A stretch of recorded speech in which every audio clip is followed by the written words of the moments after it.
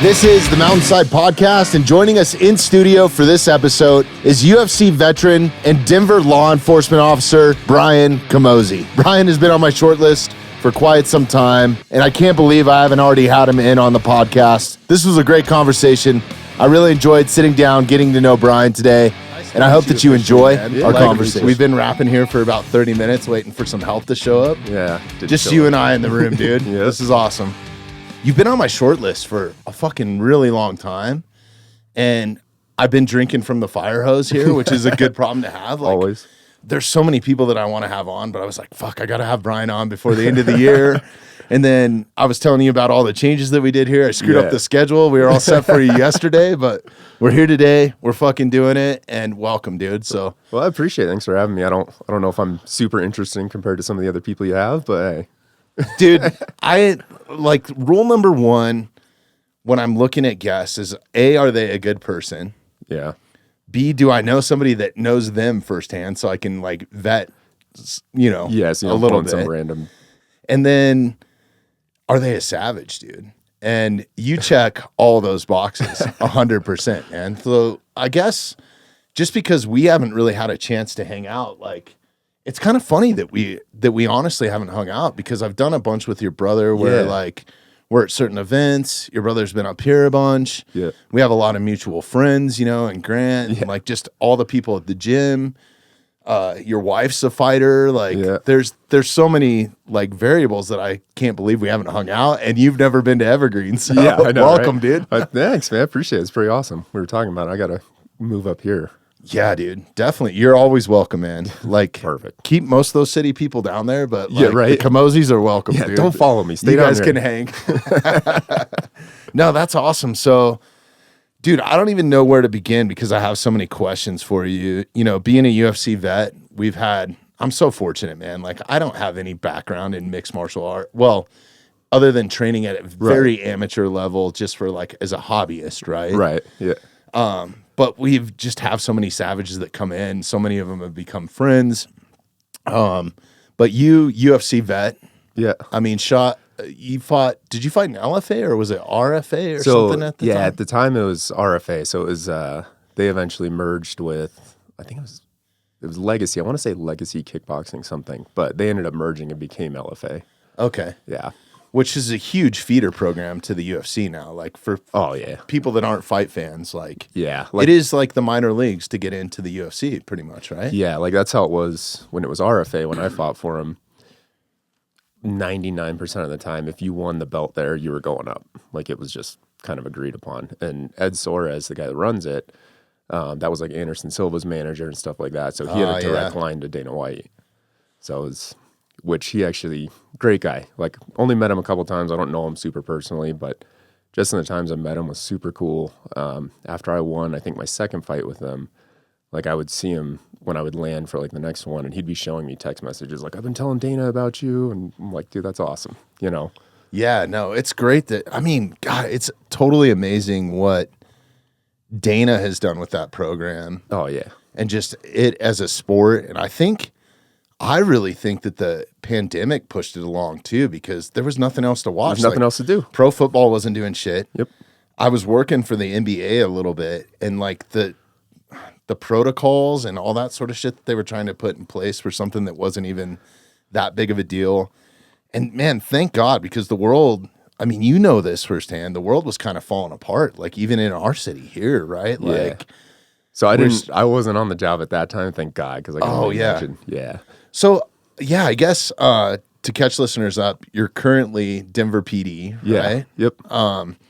We just, this is going to be a heavy law enforcement month. I just had Grand Doom in. He's like retired after 27 years, like 8 years as a SWAT team member. Like, he fucking savage, dude. This guy was badass, man. Like, I need to connect to you guys. Like, yeah, that'd be awesome. He's a super cool dude. And we didn't even get into it on his, but he has an MMA background too. Oh, really? So I think I originally reached out to you and your brother. I was like, they got to know this fucking guy, right? Yeah. And no luck, but good dude. Checks all the boxes, once again. There you go. But I guess, so is fighting, is that out of the picture for, I know you still train, but like, what's the Yeah, training's going great. Yeah. Right. Coming off the surgery, man. That's crazy. Yeah. No, like fighting for me's done. It was, I mean, if I'm being honest about it, I was probably done when I was still fighting, which was, a bad thing. I started training when I was like 13. I'm 33 now, so I've been doing it 20 years. Wow. Yeah, because my brother started training, and he was living out of the house at the time because he was 18. And, he popped by the house and came by one day. He's like, hey, I started doing this stuff. Like, you should come with me. So I took a class, loved it. And then he actually paid for me to train for quite a while. So I did that. And, I went into high school and kind of, I'd pop in for 3-4 months and then disappear, back and forth. Graduated, and I'm like, I don't know what the hell I'm going to do. So I started training 24/7, and that led into fighting. And yeah, I had straight to the UFC though, like pretty much, right? Like, I mean that. No, it took some years, man. Yeah. Like, yeah. So I fought amateur kickboxing to start because I was shit on the ground. I'm allowed to cuss on here, right? Yeah, okay. Yeah. You can say whatever you want. Yeah. And like, I never liked jiu-jitsu. I hated it. Eventually I'd learn to love it, but I hated it at the time. So I would focus everything on stand-up. So I started out AMI kickboxing. And then in the U.S., there's really nowhere to go with it. Like, you're not going to make any money kickboxing. Right. Glory wasn't even around back then. So there was really nothing Really? to do. Yeah. What year was it? Because I think, when were you in the UFC? It was like 2018 or? That was my last one. So I was Okay. in from 2016 to 2018. Right. Yeah. Okay. That was a good era, man. Yeah. Yes. Really good era. Yeah, it was good. I wish it would have gone a little better for me. Yeah. But, That's all good, man. what are you gonna do? Dude, I mean, anybody that's made it there is nothing. I mean, that is the cream of the crop. So that's what I was kind of getting at with, like, shout out to what they've turned it into. Yeah. And just like as an organization, as a fan, there's nothing better for me to watch. Dude, the way they run everything is just like to a T. You don't want for anything. Like, if there's always someone you can call if you need something. The first thing they tell you when you land, they're like, I don't care what happens. If you get in trouble with the cops, you get in a fight with your girlfriend, like, you call me and we'll get it handled. Wow. Yeah, they take care of everything, man. And I know that there's a lot of like discrepancy on like fighter pay and that sort of stuff, but you look at the production value. Yeah. Like, I actually know some of the production people because I still work in the entertainment like field, I guess, a little bit. And it is just top notch. I mean, they're not fucking around. Like, the producer of the show is biggest of all time. Yeah, they put on an amazing, amazing show. Everything's dialed down to the minute. Like, when you start out at a lot of the local shows and stuff, you're warming up in the back, and they're like, hey, you're probably going to be up in 15 minutes. And then it's 45 minutes later, and they're like, sorry, there was an intermission we didn't know about. And you're like, fucking sweet, dude. UFC, they're like, hey, you're up in 2 minutes. That means you're in the cage in 2 minutes. There's no ambiguity about it. That's honestly why I mean, this sounds weird, but I prefer to watch it on television or from a streaming app or something much more than being at the fights. Yeah.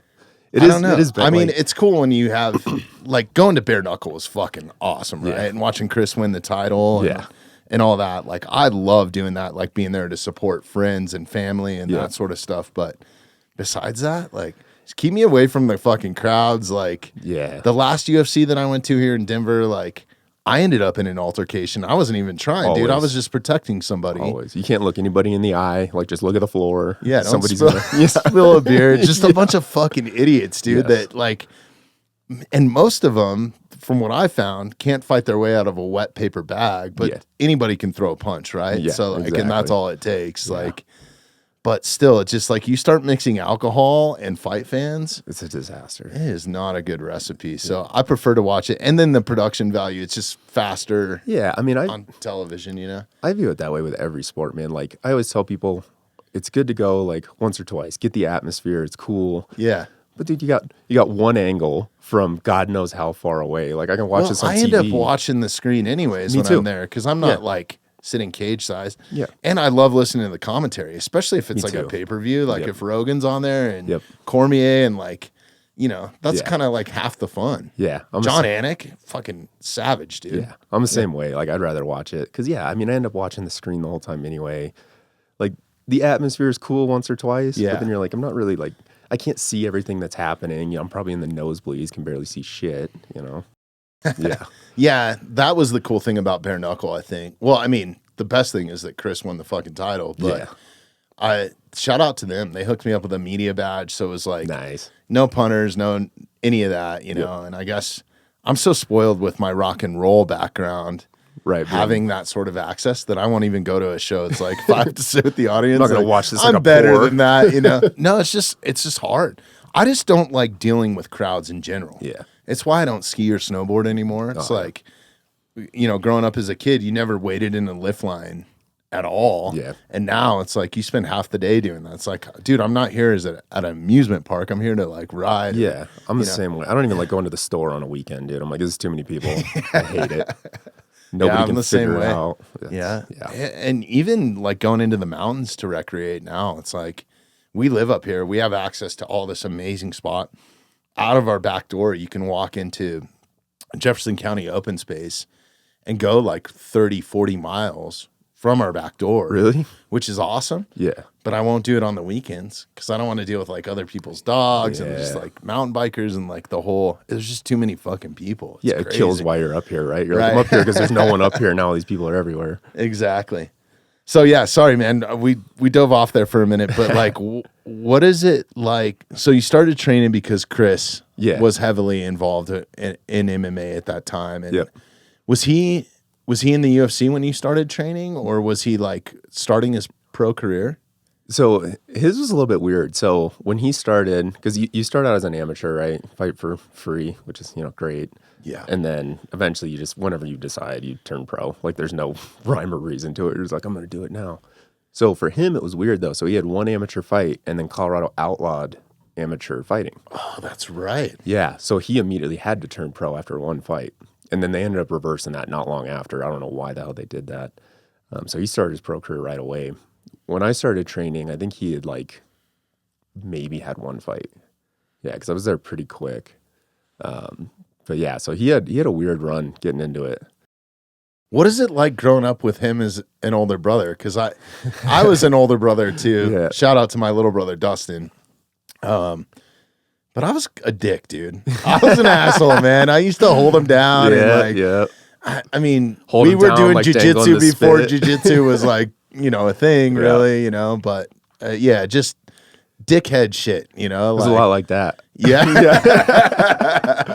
Yeah. Like, it's funny because we've talked about it and, you know, we'll hang out, be drinking. And like, there was one time he was like, man, like, I feel bad about everything I did to you when you were a kid. I'm sorry. And I'm like, dude, made me the person I am today. Like, that stuff's important. Right. You know, you hate it at the time, but it's great. Oh, man. Yeah. I've done that. I've had the same conversation with my little brother. You know, like, it was awesome, man. Like, we're bros now, you know, like we elk hunt together and we're just fucking bros, man. Like, it's good. Like, I can talk to him about anything. He can talk to me about anything. Like, there's no judgment on each other. Yeah. So I think that's like the best relationship. But fuck, man, as kids, I was such a dick, dude. Oh, yeah. But he got me back a couple times too. I remember vividly one time here, I was giving him a little lesson, you know? And no matter how long I would hold this kid down, he would just turn bright red. Like there was no calming him down. Yeah. So I think I had done something obviously to poke the bear, and then I was holding him down, and he just was not taking it. But I was like walking out of the room, and I think I was shirtless.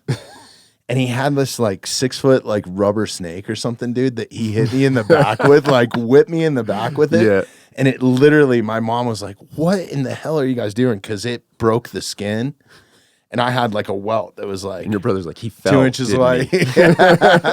He's like, that's what you get, you know? So just those memories are so awesome. Even though it's like a violent situation, like probably you shouldn't be doing that. But like, you're right. That's what fucking like molds you as men, right? It's there's always two that I remember. We used to have a trampoline in the backyard, and we were jumping one day, and he's like, hey, like, see how high you can jump? And I'm like, cool. So I'm jumping, and right when I get to arm length, he just punches me right in the nuts.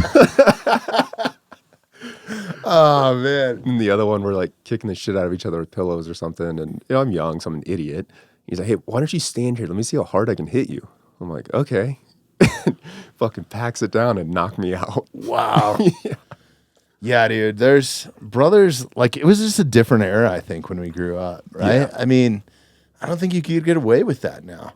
No.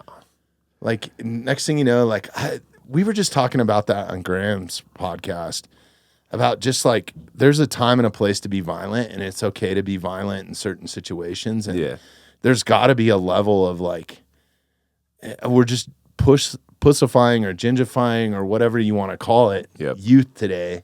And they live in this like this protective bubble that like violence is so downly looked upon. Yeah. And that's how we used to finish, solve problems back in the day. And I'm not saying that that's the right way to do it, but it does keep people from fucking popping off at the mouth a little bit. Yeah. People mind their business a little bit more, is what I've noticed. And then, I built friendships out of that. Like some of my best friends I got in fist fights with. Yeah. We hated each other. And then the next thing you know, we're bros, It's like, so. Yeah. It's like, that's one thing we teach our daughter, she's 5 and it's like, we don't want you going to school, like starting fights and stuff. Right. But like someone puts their hands on you, like you tell them like, stop. If they don't stop, then you got to handle it. Right. Like words don't always work. Sometimes you got to step it up.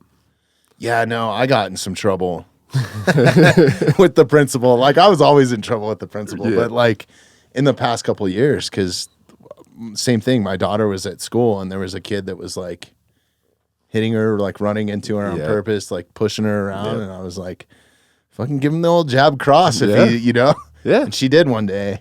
And then next thing you know, we're both sitting in the principal's office. Right. It's like, but that's just like the type of world that we're living in, I guess, a little bit is like there's just so much shit that's accepted that I urge people like teach your kids about violence. Like I think it's good to have them in a combat. They should know how to protect themselves at least, right? 100%. And the only reason my daughter knows how to throw a jab cross is because we have a heavy bag in the garage that I'm always out there fucking around with, like doing nothing like serious, but enough that she's got her own little set of gloves and she likes to hit it. And like, she knows how to throw a punch. It's important to know, man. Like, because again, you're going to have those times in your life where like saying stop doesn't cut it. Right.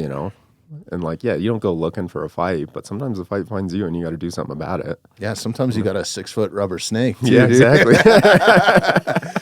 Fucking idiots, dude. That was awesome. Chris getting into it and having that older brother influence. Why have you decided just to kind of hang that up or not do it anymore? I know the level of commitment, right? Like is fucking insane. I don't think people realize the level of commitment to fight like professionally. Oh, what you have to do to your body. Yeah. It's a whole nother job on top of all the damage you're doing, all that stuff. It's a grind, dude. That's what wears you down. That's what honestly injures you. It's not the fights usually. It's the constant grind in the gym. It takes its toll. Like as soon as I stopped fighting and didn't train as much, all of a sudden, dude, my body was ruined. My knees hurt. My neck was jacked up. Like didn't feel it at all when I was training and actively going and stuff. The minute I stopped, everything went to shit. Really? Yeah. Wow, that's insane. So it's just kind of like your body gets used to like it knows that it needs to stay in. I think so. Yeah, I think fight shape a little bit or something. Huh? It just gets used to the punishment. Yeah. Yeah, like now if I go do jiu-jitsu or something and like, I used to get choked all the time. It's just part of the game. And now if I go and I get choked once, like 2 days later, I'm like, God, my throat's so sore. You can't talk, right? Yeah, I can't do it.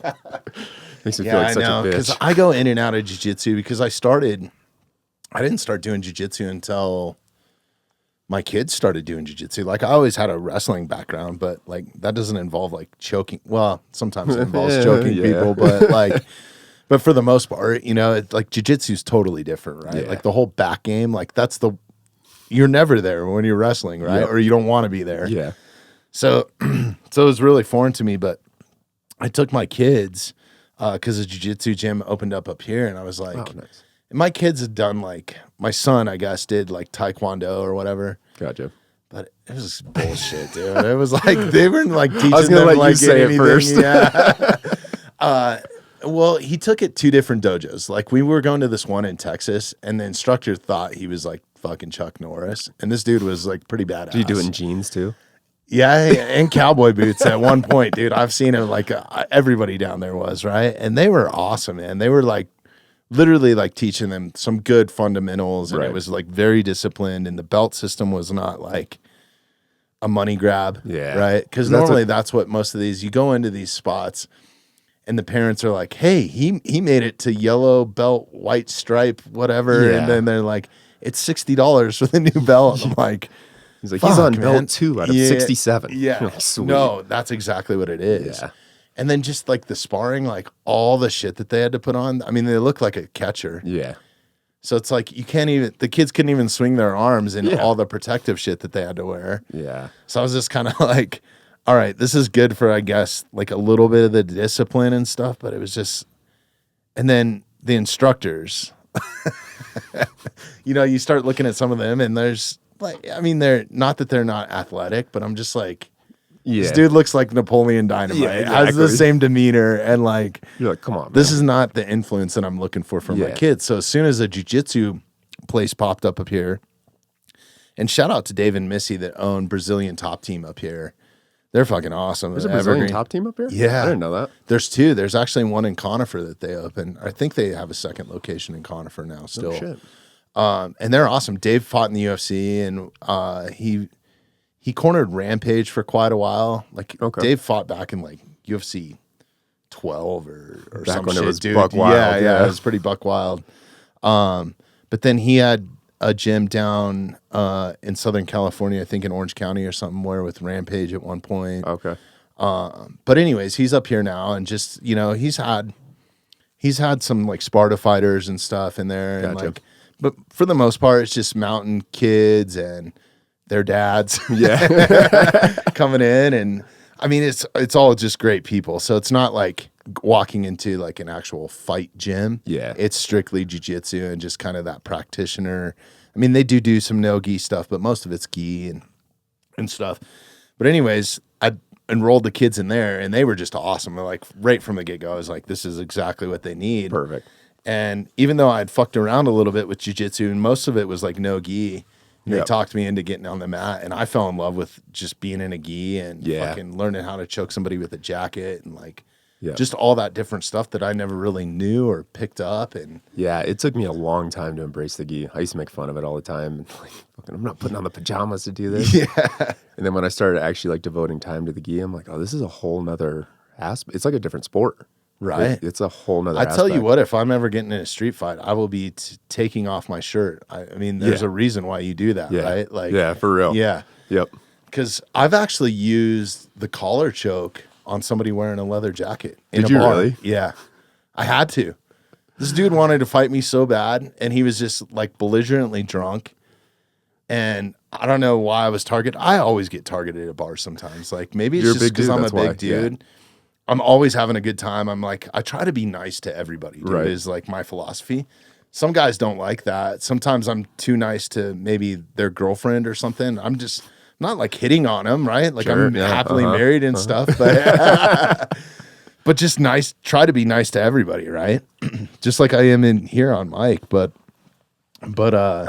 yeah, some drunk people don't like that, I guess. Bro, even if I didn't train, if I got choked out with my own jacket, I would have to move states. Like, could you imagine the embarrassment of like I got choked out with my own clothing? Well, the best part about it was I quickly realized right then, I was like, this is super effective. Yeah. And guess what? When the cops showed up, I mean, you being one of them, you didn't show up to this particular scene, but I never threw a punch. Yeah. I never did anything. All the witnesses are like, I kept telling the guy to stop. I told him, stop or I'm going to put you to sleep. Because, okay, I'll tell the whole story. I'm standing at the bar. This guy approaches me and is like, fucking, I can't even remember what he said. So I was just like, blew it off. I was like, whatever. Went to the complete other side of the bar, right? Like, just, I'm avoiding it. Yeah, just leaving the situation. Like, I knew this guy was drunk. I knew I could handle him. I was like 1 drink or 2 drinks in at the time, maybe. And I was there with some friends. I wasn't even there to like hang out and party or anything. It was like, was going to support some friends. Right. So I go to the complete other side of the bar. This guy then follows me around. And at this point, he's like in my face, like basically spitting, right? Yeah. So I'm like, hey, why don't you just fuck off? I think is basically what I told him. Which is fair. Yeah. Yeah. So then it turned into him invading my space so much that I just kind of like pushed him back, like just an arm length, right? Like just back the fuck up. And as soon as I did that, he swung on me and he hit me in the side of the head. And it wasn't a hard punch, but I was like, you motherfucker. So like instantly, I don't know why he was wearing a leather jacket. I was just like, I'm going to grab this motherfucker, right? So I grabbed him. Maybe it was the motor skills because I'd been doing jiu-jitsu maybe about a year or whatever at that point, right? So I just grabbed him and pulled him in close to me. And then he ended up grabbing me. And as soon as that happened, I was just like, I'm going to fucking collar choke this motherfucker. So I just did the old thumbs in. And I started cutting off his carotids. And I was like, dude, you need to stop. Yeah. You need to stop. You need to stop. I was like, I'm going to put you to sleep. And he wasn't listening. This dude's still swinging on me. So he hit me like 2 or 3 times while I was holding him in the collar choke. Yeah. So I just fucking cinched down on it, dude. And I laid him down. As soon as I felt him go limp, because I've never done it to somebody standing until that point. Yeah. So I felt him just like go dead weight, and it almost like kind of pulled me over. So I was like, oh shit, I kind of had to catch him. And then I just gently laid him down and let off, right? And then he came back to and was like frantic. Like this guy, I've never seen somebody's eyes so big in my life, dude. You cut off somebody's air and they're like, what the fuck is happening to me, right? So then he kind of went out for a second, dead weight. I laid him down, but then as soon as I let him down, he came back to and just started, wailing. So I was like, stop, I was like, so I'm saying this the whole time. So when the cops showed up, because the bartenders are calling the cops like 100%. Right away, right? When the cops showed up, they come in, they start, asking everybody like what happened. At this point, like nobody was in handcuffs.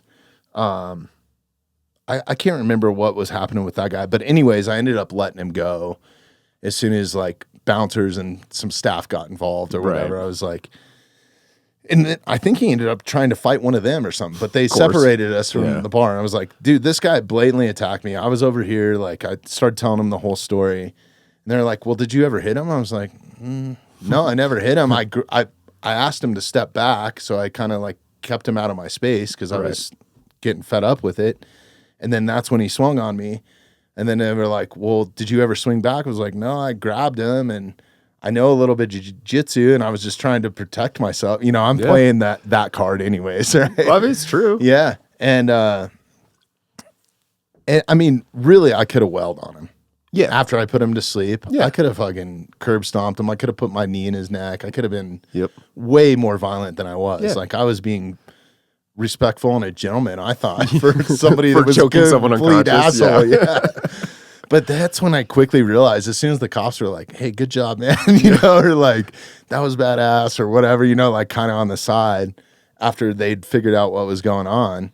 And then everybody in the bar was like, thank you, man. That guy's such an asshole. He's like a regular in here and he's always fucking doing this shit when he gets too drunk. And the bartenders were appalled. I think they bought me like a drink and shit, dude. So it worked out perfect. Yeah. So I was like the fucking man, dude, you know?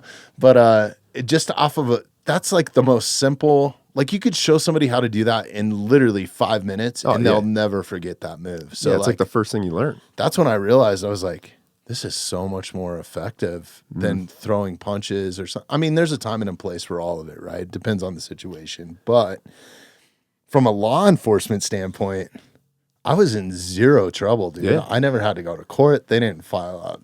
I was never in handcuffs, and I've been in handcuffs a few times. Right. So, yeah. Well, because the big thing, man, is like, because, we deal with this stuff all the time. People get in bar fights and stuff, and it's like, you tried to distance yourself from it.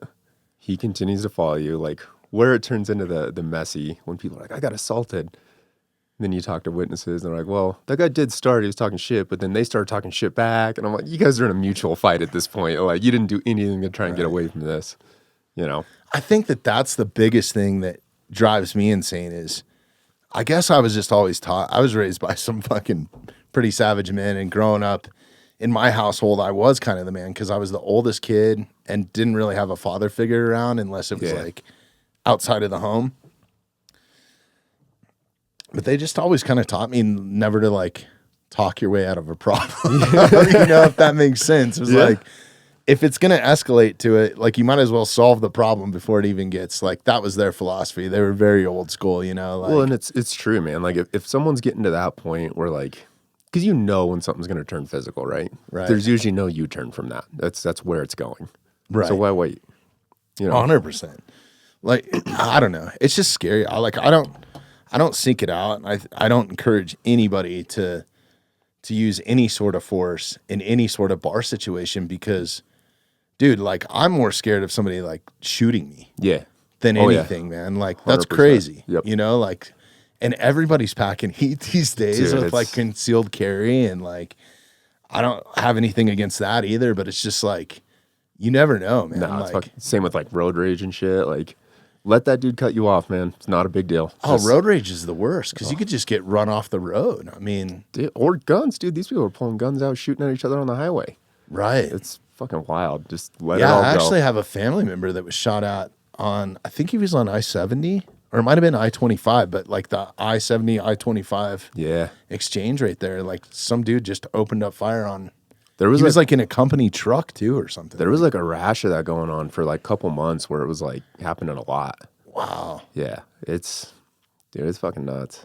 Do they, I mean, if you guys get a police call like that, excuse me, what are the chances of catching somebody at that point with like, I mean, it all depends on if you guys have what you have description wise, right? Yeah. Like a license plate number or something like that, right? Yeah. And like a lot of times, something like that, you know, you're doing, well, after that dude pops off a couple rounds, probably doing 105 on the highway, right? Good chance in that moment, we're probably not going to catch him. But you get a license plate or something, there's whole detectives where they're going to hunt that dude down. For something like that, that's not a like, we didn't get him this time. Like they're going to hunt that. Because that's basically assault with a deadly weapon at that point, right? Yeah, it's or an aggravated assault. Yeah, that's crazy, man. Like road rage is, I think people get so, well, there's a couple things going on. Like it's nerve wracking to fucking drive in traffic, right? So like that heightened awareness or whatever makes me even get on edge where I'm like, oh, you fucker. But I'm never like, fuck you, you know, like throwing the bird up or anything just because of that very fact. It's like, you don't know who you're dealing with, dude. Chris Camozzi could get out of the fucking truck behind you and whoop your ass. You know what I mean? Like, so I don't know, man. It's just crazy. And I had one instance where I was on a motorcycle and it was late at night and I was completely sober. I was leaving work and it was like a 3-lane LA like side road basically. Gotcha. Like everything's 3-lane there. Yeah. So I had a Harley that I had just gotten. I just put new exhaust on it. It was fucking like really loud, dude. But you kind of need that there, like so cars know where you're at. Because if not, people don't even look in their like side mirrors and shit. They just fucking People get like pissed about loud motorcycles. I'm the same way. I like it because I'm like, okay, I can hear it even if I don't see it. Like it's somewhere around me. It forces me to like it snaps you in, right? Because a lot of times when you drive, you're on autopilot. It's the same thing for like a siren, right? You hear it and it snaps you out, and you're like, okay, well, where is it? Yeah. Yeah. To the point where if like I'm listening to some gangster rap and they put it in on the song or whatever, I'm like, oh fuck, where's it at? You know, like got the system going, you know? Start slowing down. Like, oh shit. And then you figure out, you're like, oh, it's the song.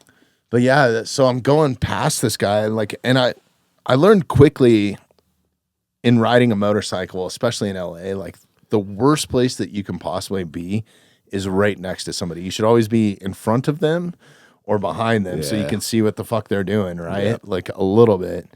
So I just this guy was kind of like fucked up. I'm thinking he was drunk.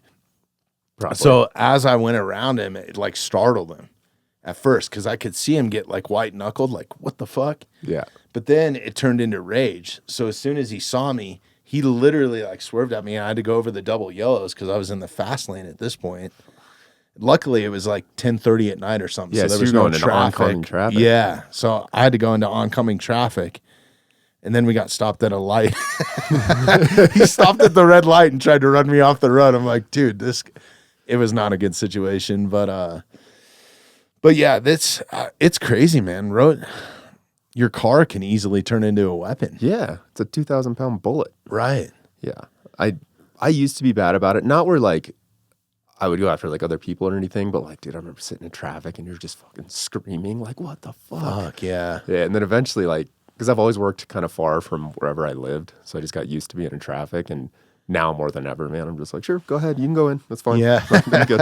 I got nowhere to be. Yep. I love the guys that come like blowing by you, like do all this dangerous shit, like barely splitting cars. And then you park right next to him at a red light. Yeah, you're like, we got to the same place, dick. Yeah. At the same exact fucking time, dude, just by you driving like an asshole, you know? Like, it's so funny. my wife, we lived in Dallas for a little while. Have you ever driven there? No. Dude, it's crazy, bro. Like Mad Max out there? Well, Texas people are the best, man. Like, I fucking love them to death, man. But they'll hold the door open for you, like going into the gas station. Like, they'll reply to you and yes, sir, yes, ma'am. Like, very like respectful. Like, everybody has guns. There is absolutely no road rage there. Because of that fact, guns. Literally everybody has a gun. Yeah. Like, when I got pulled over there one time, I drove like this red Cadillac that was on rims, so it looked like a drug dealer's car, pretty much. You know what I mean? Stopped. Yeah. It was an impulse buy at Christmas, you know. I love that fucking car though, dude. Like, but anyways, I got pulled over, especially where we live. We were a little bit further outside the city, so I got pulled over one time, and just having young kids, like, even though I've had concealed carry and stuff, and I own a ton of firearms, I just choose not to carry them. Because it's more stressful to me than it's worth. Like, yeah, I'm more likely to, I'm just stressed about it. Like, I don't want to have to deal with a gun in my car or worry about it or like, fair enough. Or conceal carry, like going to the ice skating ring. Like, what am I going to put my gun in the locker while I go ice skate? Right. Or like, am I going to go ice skate with the gun? And then like the kids are crawling on you, especially when they're young, right? So I got pulled over there one time and the cop's like, "Where's your gun?" And I was like, "I don't have one." He's like looked at me like, "What the fuck?" He's like, "You're gonna need one. I'll be right back." Yeah. No, when he came back and handed me, like, I don't think I got a ticket or anything. I think I had like an out tail light or something, and suspicious car in a nice neighborhood, you know.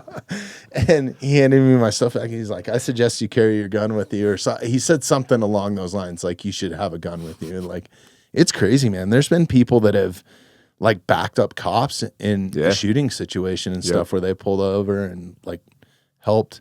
But anyways, like driving there, dude, is insane because they have these crazy like frontage roads that go along like all the highways. Oh yeah. But then the merge lane is like 10 feet. So you have like literally no room. And if you're living kind of in a rural spot, you're just dumped right onto the highway where people are doing like 80, 90 miles an hour. Yeah. So all that yes, sir, and yes, ma'am shit goes right out the window, dude. They will fucking run you off the road. They'll blare their horn at you. Like, yeah. But there's no like retaliation road rage. Like, you don't see very many fingers there or anything. Yeah. Well, that's like what the horn's for, right? It's a quick like, "Hey, dickhead," and then you just go about your day. Right. You know? Yeah, no, it's Texas is its own place. There's a reason why it's called the Republic of Texas, dude. Like, so anyways, I did most of the driving when we lived there, and we had super young kids at the time, but I had something going on with work. So the wife, we were going to the city to go to the aquarium or something, right? Do something as a family on a weekend.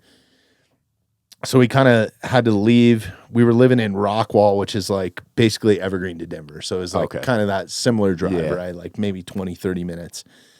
So anyways, she goes to get onto the highway, and this dude, or no, we were on the highway, and this dude came on, and he had this huge, that's the other thing, huge truck. Yeah. This guy is driving like this dually, like 4-door, like lifted diesel, so it's like blowing black smoke. Yeah, like a man. And he's got, dude, and he's got like an 80-foot trailer. It was probably, this thing was fucking long, dude, and he had I don't even know what was on it.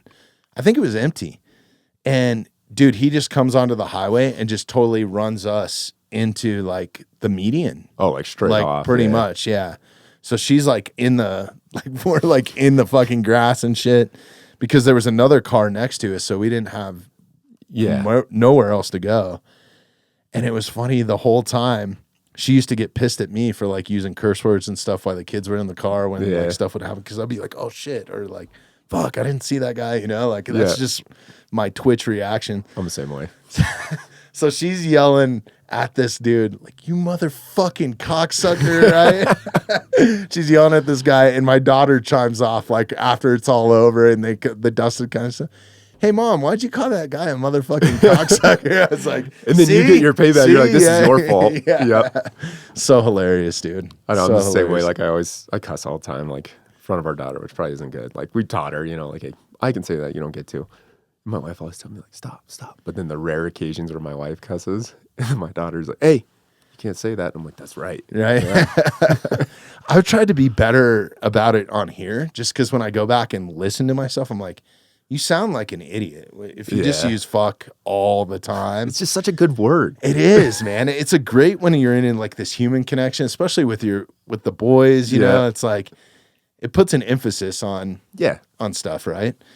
But anyways, I've kind of tried to tailor that back. So the worst thing that I've done financially probably in my life was start a swear jar with my daughter. Oh God. She's probably got $100 in there, dude, easily. Because I'll give her a quarter. She's like, she's keeping tally too, dude. Like, of course, the kids don't forget. Dude.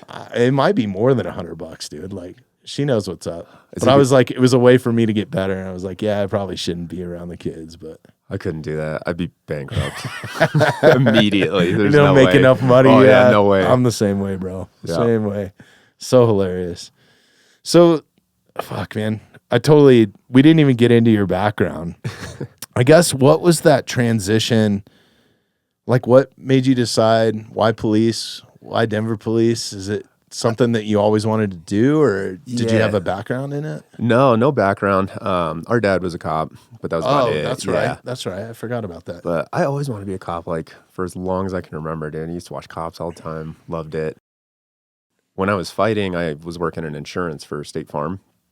So I'm on a desk all day, and like, it's nerdy as it sounds. I actually enjoyed insurance, like, but I was just sitting there and I'm like, dude, I can't be at a desk for 25 years. Like, I'll lose my mind. There's no way. And I feel like being a cop is kind of that perfect branch. Like, still have some of that. It's a lot of paperwork, all that same stuff, but like, at least I'm mobile. Like, I'm dealing with something different every day. Like, you don't have the same day every day. Like, insurance, I used to have the same conversations every day, every hour. It was the same thing. So I was just like, dude, I can't do this. I don't think I ever could. I've never had a normal job in my life, dude. It's always been either borderline dangerous or like, just not normal shit. and that was the nice part too, is like, I was done with fighting for a whole bunch of other reasons, but I was done with fighting. But like, that's that adrenaline rush, right? So like, I still get some of that. Like, it's still like that outlet for that. So it's I'm sure. Yeah. Probably even more, right? When I first started, probably a little more, like specifically driving. I remember the first couple times where I had to drive like lights and sirens and stuff like that. That'll spike you up pretty quick. Oh, I bet. But yeah, it's especially in the city. Are you like in the heart of Denver, like Lodo area or worse? So I've got like 5 Points, Rhino, Park Hill, like East Colfax, all those lovely spots. Yeah. Yeah, that's high tempo, I'm sure, right? You get a lot of experience really quick. Denver, like, dude, starting, that was the one thing, is people would not believe how much stuff happens in Denver. It's wild. All day. No, it's insane. I'm sure I don't even know the tip of the iceberg on that. Yeah, it's pretty wild. And like, even since I've been a cop for 3.5 years. I did 2 years on graveyard, so I was working overnight. And, you know, a lot of times it would hit like 3 a.m. and the city would just die. It's dead. In the last year, it's nonstop. All day, all night. There's just calls. It never slows down. Wow. Yeah. What's why I'm thinking about it, and then I want to go back into kind of your process of getting into it. I don't even know if you want to go down. Do you want to go down this road? Yeah. In the conversation? Okay, cool. Yeah, all right. good. We didn't really talk about it beforehand. Let's wing it, man. Yeah. Let's do it. That's what we do here. It's honestly like me figuring out shit, learning shit. That's what I love about this. But what would you say is like the most common thing that you guys deal with in Denver, particularly where people are not aware, or I guess could be putting themselves in a, like, normal law-abiding citizens could be putting themselves in a dangerous situation without knowing it? Just as bad as this sounds, right? Because it gets you, like, you want everyone to step up and say something when something's going on, man. But a lot of it is to just don't get involved if you're not involved. You never know what some of these people are doing, dude. Like you said, everybody's got guns. I've been to calls where people inserted themselves, trying to help someone, trying to be a good person or do the right thing, but they inserted themselves in a situation that didn't involve them, and it turns out bad. You know, they get assaulted or what have you, but which sucks, right? You want people to like that's a community, right? Take care of each other and step up when something needs to be done. But sometimes, man, that goes bad, and it's I know that firsthand. I mean, the major trouble. I don't know if you ran my record before you came up here. But I didn't. The major trouble that I've gotten in trouble for that looks really bad on paper, like especially like if you're trying to do anything at the White House or for the Super Bowl halftime or all of a sudden you're getting be a pulled into a side watchdog room at the kid's school or something. Yeah, they're like they want to know like what is this and what does it entail. But yeah, it was interjecting trying to help somebody out or you know, and I got the short end of the stick on it. Yeah, and that's what sucks, right? Because like, be a good person. Like you see something bad happening to someone, like step in and interject and do something about it and help them, right? But dude, it goes so badly so fast sometimes. Yeah, and I mean, back to our point too, like you were just saying a minute ago, you never know what people are carrying these days. I mean, you can be the biggest, baddest ass motherfucker. You can be Chris Camozzi.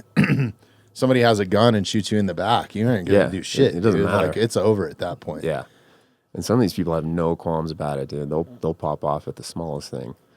Dude, this is a couple months ago, or maybe like spring. I was working a traffic accident on Colfax, like normal accident every day. Car drives right by us. There's 3 cops there. Our cop cars are out there with lights on and stuff. Drives right by and starts popping off rounds in the air just for the fuck of it. Like shooting at you or just shooting? Just in the air, thank God. Really? Yeah, like right dude, next to that us. is some fucking balls, Like, dude. what the fuck? And then it scared the shit out of me because this dude's standing on the corner. Shots go off, and then he's like, and I'm like, no fucking way. And the dude's like, and I'm like, dude, come on. Are you like, kidding? Yeah, dude, that's serious. I was like, what the fuck? Dude, this sounds like a scene from a movie or something. Dude, that's like what it's like every day. Like, Yeah. a lot of times it's like, I can't believe this is real. How many fucking crazy people you deal with? Because I know how many people are like just Constant. crazy. Like the homeless situation in Denver is for real, dude. Yeah, Like they're, and I think I wouldn't even call it. Well, I mean, even though that they're homeless, it's more of like a mental illness situation. There's so many people that I think, I don't know. The only thing that I can think of is like maybe their families at that point are just like, I can't deal with this, or a person goes rogue and just like walks off the reservation basically. Yeah. And like, I mean, all the above. Like, you know, I've talked to family members where, you know, maybe their kid is schizophrenic or something, and sometimes they just reach their limit and they're like, we can't help him anymore. We don't know what to do. And then they end up out on the street, and then they're just in the ether, and it becomes a problem. You know, but yeah, I think it's all the above. I think some of it, you know, some people fell on hard times, especially now, you know, and they just got the shit end of the stick and they're on the street. Other people, I think they were drug addicts, which led to being on the street. Some people, I think it's mental illness on the street. Sometimes I think there's a lot of crossover between those 3 things, you know. It's crazy. A lot of drug stuff too that I'm finding. Like I know a ton of people firsthand that have had like schizophrenic episodes from just using like very casual legal drugs, even like marijuana. Like, and see, that's what I've always wondered is like, I feel like that's where there's significant overlap between mental illness and drugs. And I try to ask people sometimes when they're cool and they're willing to talk and stuff, just not as any kind of, I want to jam you up or some investigative thing, but sometimes I'm just curious. I'm like, dude, it always blows my mind. Like I see how people start smoking weed, right? Mm-hmm. I see how people start doing mushrooms. I don't see how people make the leap to like, I'm going to try meth today. Like that's a weird concept. So I always wonder, and I try to ask people, I'm like, try and figure out which came first, right? Were you mentally ill and then you kind of self-medicated and kind of overdid it? Or were you doing drugs and it led to this psychotic break? Man, I mean, speaking from firsthand experience and I'm an open book on here. So I'll just tell you, man, like growing up here in a mountain community, there wasn't a lot to do, right? Like it was party or play sports. And if you weren't playing sports, it was or get in trouble or go try to skateboard. There was no place to even skateboard. When I grew up here, it was like, there was one parking lot, I think, that was paved at the time, right? So it was like, and that happened to be the grocery store. And guess what? You know, how many times did we get rolled up and set on the curb out there, for trying to skateboard? But anyways, I had some bad influences when I was really young. So I kind of started dibble-dabbling with drugs when I was like in elementary school, just because I was hanging out with some older kids. Jesus. Like, and not on like a crazy level, but I was smoking cigarettes in the 3rd grade, bro. Like, I was that kid, you know, like it's not cool, man. Like, I look at my 3rd grader now and the shit that I was doing when I was in 3rd grade is like, they don't even know about. Because what are you, like 7 in 3rd grade? Yeah, something like that. 7 or 8, right? Yeah, no, it was crazy. Yeah, and like, so I got that out of I feel very fortunate that I did though, because I got that out of my system. So when I did get into like junior high and stuff, I was kind of more on the straight and narrow. Like, you're already over it. This like, is how this is how I'd be a better person. Like, I don't want to be a smoker. I want to be an athlete, or I want to pursue art or whatever it was at that time. So there was a good stint, like pretty much in high school. I drank a lot. Like, alcohol was has always been involved in my life until the last, like, you know, till fatherhood, really. I've dialed it back, but heavy drinker, you know, not like I would drink to party. I was like a social drinker, which I think most people are, but like, you're around the boys, have a good time, but it was never like come home and was like, oh, it was a long day, I'm going to drink a 12-pack, you know, like I wasn't like drowning sorrows. It was always to have a good time. Have a good time. Right. Yep.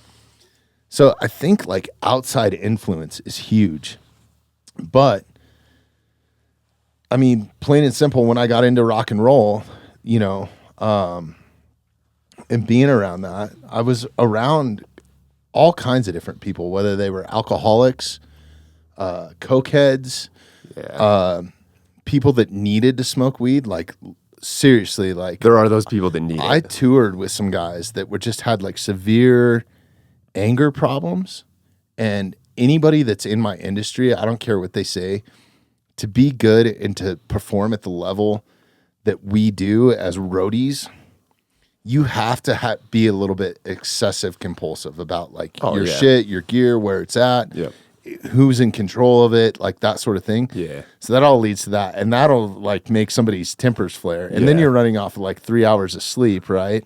So I think that like drug use becomes prevalent in that industry, and I always kind of had stayed away from it unless it was like a party situation. Right, yeah. And, you know, but it was definitely influenced by guys that I thought were cool or that I wanted to be around, or like, you know what I mean? And then it turned into a little bit of regular use. Like, I was always able to like shelf it and put away, but I've seen a lot of people ruin their lives through drug use, or maybe they start, or younger guys too, especially once I got a little bit older in the industry. But really, I mean, everybody thinks that in that industry, it's sex, drugs, rock and roll. Like, we're back there drinking Jack Daniels out of the bottle and blowing lines, and there's topless girls. Dude, it can be, it's so fucking boring, dude. You get yelled at for being too loud on the bus because some guy's trying to catch a nap before he has to do a loadout. You're blowing my mind here. I had that conception too. I'm like, they just party all the time. I think there was a day and a time, and I've been on some tours that were a little bit more like party heavy. I've quit tours. I'm not going to name the artist right now, but I'll tell you afterwards. I had to quit a tour because a particular artist, we became friends. And in us becoming friends, it got to the point where he was like, hey, we're having this after party. I want you to come. I'm like, no, I got loadout. And he's like, no, you don't have to work. I'll just pay you to come hang out. And I'm like, it's not what I'm here for. I'm trying to build a career, right? Because in my industry, like the level that I was trying to be at with like the top dogs, like the top artists, that sort of thing, you just go from artist to artist. So as soon as Kanye falls off the wagon and has an episode, you're just on to the next big rap star, which might be Lil Wayne. And then, you know, it's just like you keep going. You always have a career. The artist is fueling it. Yeah. But it's those same production teams that do, like, the same guy that produces the UFC is also Joe Rogan's production manager. And he's also the production manager for Dave Matthews, I think, still. So it's like a pretty small world. It's a really small world. Okay. And the one time you fuck up, like, everybody hears about it, right? So a lot of the guys at the level that I was performing at or working for performers at was very high level, very professional. You better have your shit together. Didn't mean we didn't have a good time. But then I've been on the contrary tours where you're like with dudes that party too much or whatever. And then that lifestyle starts to catch up with them. But I'm just telling you, like, firsthand, one time when I thought I was doing cocaine, like pure cocaine, it ended up being meth, and I had no idea. So it was like kind of like tricked into it. Yeah. And that's the last time I will ever do that, dude. That was Yeah. like the sickest. I was basically dosed with it. Yeah. You know what I mean? And I was like, so I think that you can just easily fall into that. And guess what? If I would have liked it, who knows what would have happened that's then, when it's a right? fucking problem, right? And then growing up in kind of like a biker community, like outlaw biker communities. Yeah, there's a lot of that shit. There's a lot of that shit. And a lot of those guys cross over into the entertainment industry as well. And it's super prevalent in that, dude. Super prevalent. Those guys, there's a reason why they can do what they do. Yeah, exactly, you know what I mean? right? Yeah. Yeah. I mean, at least back then, I mean, thankfully it was meth and not something worse. Like now it's like cut with fentanyl and everything. Dude, I'm so scared Yeah. that my kids or anybody's kids try drugs recreationally now. Like, I mean, I only did cocaine a few times. But the times that I did it, it was just a different time and era. It was really long. It was like 20 years ago. Yeah. You know what I mean? Like it was just different. Yeah. Now I can't even imagine like trying to party and have a good time, and you have to test your drugs to see if there's something in it that will kill you. Yeah. Why are you even taking it? Yeah. in the Like, that first should be the place, wake dude? up call right Yeah. there. You're like, man, you know what? I'm going to rethink this. Right. Is it really worth that good time? Yeah. A lot of people, I think it is, I guess. Yeah. I don't know. How much are you seeing the fentanyl? It's everywhere. It's everywhere. Yeah. Firsthand, huh? Yeah. That's crazy, man. Yeah. That's wild. That's like the most prevalent drug we come across. And then it's probably meth. See a little bit of crack here and there. But yeah, fentanyl is by far above everything else. Wow. Yeah. Yeah, man. I always just think I really encourage people, if you have kids, talk to them about it so they know what it is. Yeah. First off. And then, you know, it was always outside influence that it sounds cliche as fuck, but it is But it's always true. that outside influence, right? Yeah. And then you have a good time with that person, but you know, living in the moment goes by so fast. Yeah. And people can go one direction or another. Yeah. And anybody that I know that regularly used any sort of substance, whether it was alcohol, I think alcohol might be one of the worst. Oh, for sure. Like out of everything I've been around, I think it could be worse than cocaine. Like I have seen people make the worst decisions always on alcohol. Yeah. And like, I think part of the problem is just so accepted, right? It's okay to drink. And then it just Well, you can ruins get people. it anywhere too, Anywhere. right? Yeah. It's just so accepted that no one thinks twice about it. Like a lot of people don't do coke because it's not accepted, right? Alcohol, everyone's like, yeah, it's cool. I've had a drink before. And then, dude, some people just get hooked on it and it just ruins their life. Well, I mean, even now, I can't sit in here. That's not true. I can't really sit in here and just have one drink. Yeah. It turns into 4 or whatever, right? And then I start thinking about, oh, fuck, tomorrow's going to suck, you know, like that sort of thing. And that's what like slows me down is because I have shit to do. But if I didn't, and I could see where you could just get caught up. And, like, I'm the same way. Like we talked about it before. Like I'll drink like twice a year, maybe. Yeah. And that's because it's the same thing. Like I can't just sit here and have one drink. Like if I'm going to start drinking, it's because I'm going to get hammered. So I just shut it down. I'm like, nope. I reserve it for occasions when I know it's going to be a good time at a party. And that's usually once or twice a year. And on top of having the kid and everything, right? The hangover's not worth it the next day. Oh, hell no. And it just takes disaster. away from them, man. Like, I think you got to be conscious about that too, man. Like I have 3 kids, and after 3, we decided we were done. Good so for I went you. and got the snip, dude. I and made like, it to 1 and I was like, that's good. And the third one was I want to make sure I say this right because I always fuck this up. Oh boy. Yeah. It was an accident. That's how I need to say it. No. Right? It was a surprise. It was a surprise. It was a Yes, there you gift. go. Yeah. Because I've said that it's been a mistake before, and I'm like, oh, that comes off totally wrong, right? Too rough, yeah. But she's awesome, man. But it was just like I had a moment there where I got like, I guess I'm getting a little bit more spiritual in my older age, but you know, I went to like this Christmas performance the other night, and I was like, this is the last time I'm going to see like a kid really enjoying being a kid.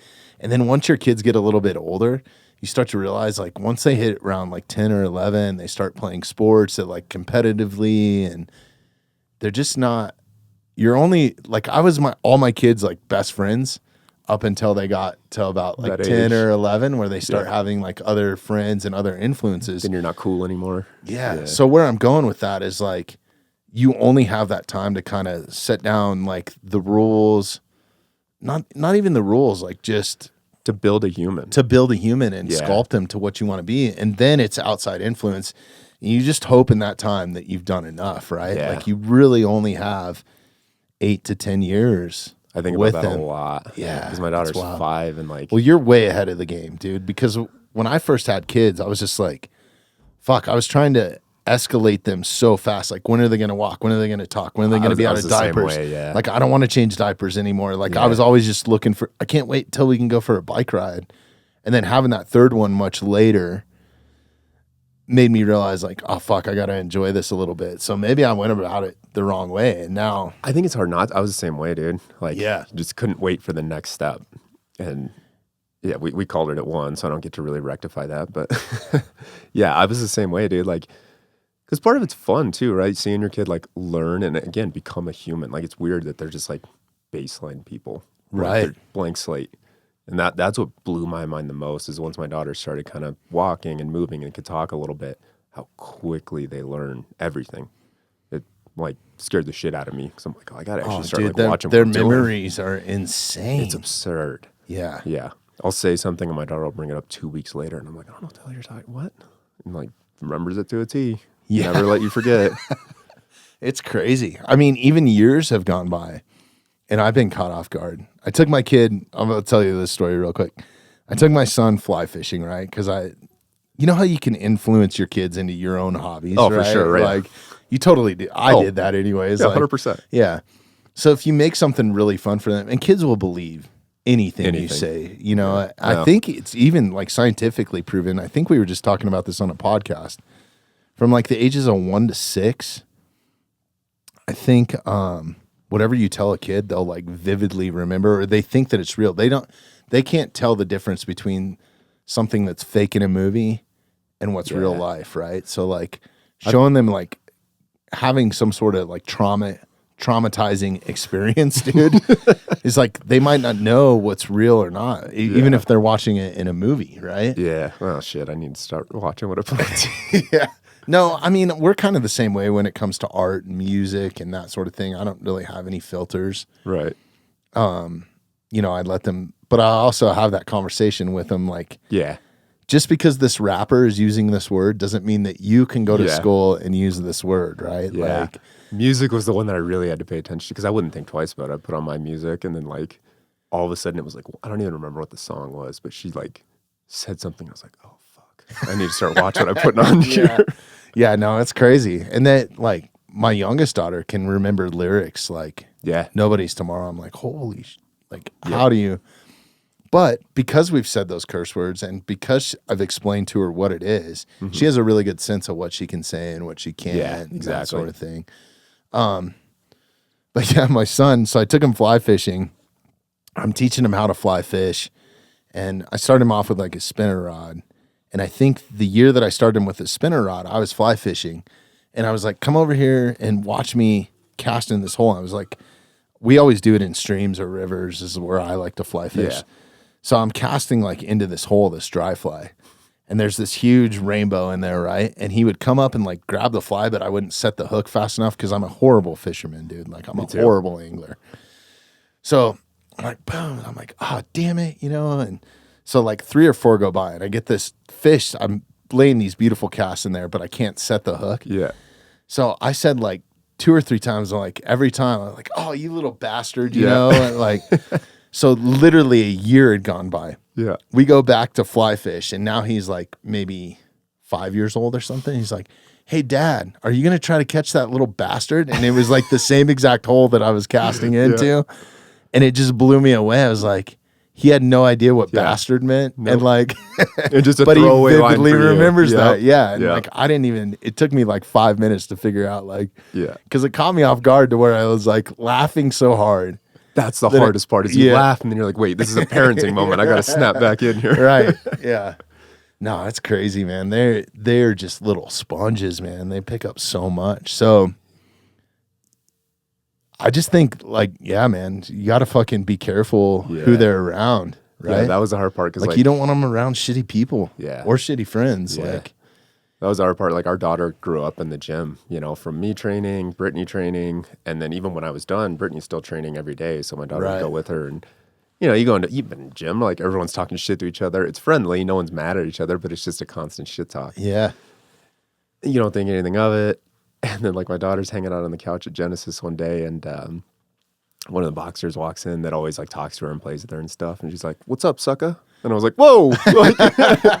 And he's like, "Hey," he's like, "Those are fighting words. You can't be saying that." I'm like, "All right, we gotta start tailoring this back a little bit, start talking shit to kids." Right. Yeah. No, there's some moments, you know, like I've caught myself. There's been a couple times we were in Texas and we're sitting in some diner or something, right? And this dude walks in that's like 6'8", like 300 pounds and not fat, dude. Like just a giant man. Massive. And my daughter looks at me and like nudges me and she goes, "Hey dad, look at that big fella." You know, I'm just like, oh my God, dude. Like, I'm sorry, right? Like loud enough that this guy could hear it. You know what I mean? So those moments are like, you'll never forget those, man. So good. Kids have no filters either. No. Like just having that ability to just be happy. I mean, you can really mold you can manipulate their mood so quickly, man. Like you can take them out of a bad mood and put them in, like, to turn around. God, I read this in a book somewhere. I'm really bad about this because I read shit or I listen to audiobooks and then I'm like, fuck, I can never remember where I heard mixing it. matching shit. Yeah. But it was about artists and like their growth and like how much influence parents have on their kids, like at a really young age. Yeah. So like if you have a kid that sings all the time and they're not very good, that can be like super annoying. But the first moment that you tell them to shut up, that puts a negative memory into their mind, no matter what you're going through in their day, to where it's like it's not okay to sing or perform or whatever, and then it just basically like stifles that. You're like that progress. Out. Yeah, no, it's now I'm crazy. just like thinking back. I'm like, have I ever done that? Like, I don't think I have. Yeah, not consciously. I mean, I've lost my cool a couple times where I'm like, wait a minute, I need to like this is a kid, right? But not to the point where I've ever like physically touched them or like, you know. Like that. But just, you know, if you're on a phone call and you're dealing with bills or whatever, or work or stress, like that's why I try to just make my life as stress-free as possible now, man. That's why I enjoy doing the podcast. Like I'm killing it money-wise doing this, but I enjoy it because of the sheer fact is like I have a good time and then that puts me in a good mood when I go home. And it's like, That's something I'm terrible at. Yeah. Like my wife yells at me all the time. Like, I think it's so hard in your line of work, right? Like it's not even that. Like even prior to being a cop, like I was always just kind of like that, like just like high anxiety or stress or whatever. Right. It's so hard for me to just like it's weird. Like if it's something serious and major, I can just roll with it and I'm fine. But if it's like a little inconvenience in my life, it just drives me fucking insane. Yeah, those are the worst, dude. And then they just start piling up. Like I had a day like that a couple days ago. You know, I was like, dude, what else could go? But it's all first world problems. And when you really like think about it, I think that's another thing I get out of podcasting is like these conversations lets me like think out loud. Right. People are listening to it, so hopefully they're getting something out of it too, and they're just not like this big dumb guy's like finally figuring it out, you know? Hopefully it's not pure entertainment for them. But like I've figured out a lot in here because there's a lot of times in the outside world you're distracted by phones or the TV on or the football games on or whatever. It's just a different perspective, and then being able to talk to somebody that's on like a level playing field too is so cool, man. Like you figure out so much in here, and it's made me a better person. And listening to somebody else's perspective on something is always huge too. I think like just genuinely listening. Yeah, I think can go a long ways. Something a lot of people don't do anymore is like listen to anything. You know. Yeah, I think that's one big thing too is like just listening to your kids. You know. Yeah, that's huge. I was you know, a big thing that is an issue right now that this is a total parenting podcast right now.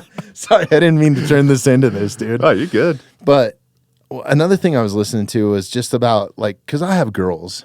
You have one same. girl, Yep, right? yep. Yeah. So as a man, dude, like, you know what guys are up to. You know how crafty they can be. And I've had friends, you know, do all kinds of crazy shit. I've done crazy shit to like impress a girl. Like, you know, that all that sort of stuff kind of comes to light. But in the day and age, one thing that's really scares me, and you know, listening to Tim Kennedy, shout out to him, former UFC vet. Like, that dude. he's doing a lot with like schools now, and like kind of these alternative like private schools where you know, they are teaching kids like about history and just like different things that like they're kind of starting to cut out of school systems now, right? Like, it's super cool. It scares programs me. that he does. Public schools scare me with my daughter getting older. I'm like, I Yeah. don't know how this is gonna go.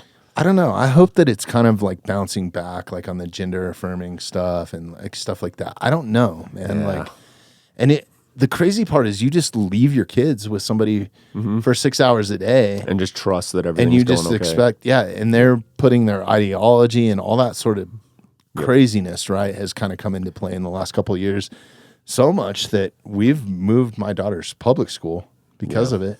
I was just like, this isn't right. I don't I'm subscribe to this. I know that the world is right now, but like, I don't agree with it. So Right. Yeah, I'm fortunate enough right now that the school my daughter's in, I feel like I haven't seen anything weird. Granted, she's only, she's in kindergarten.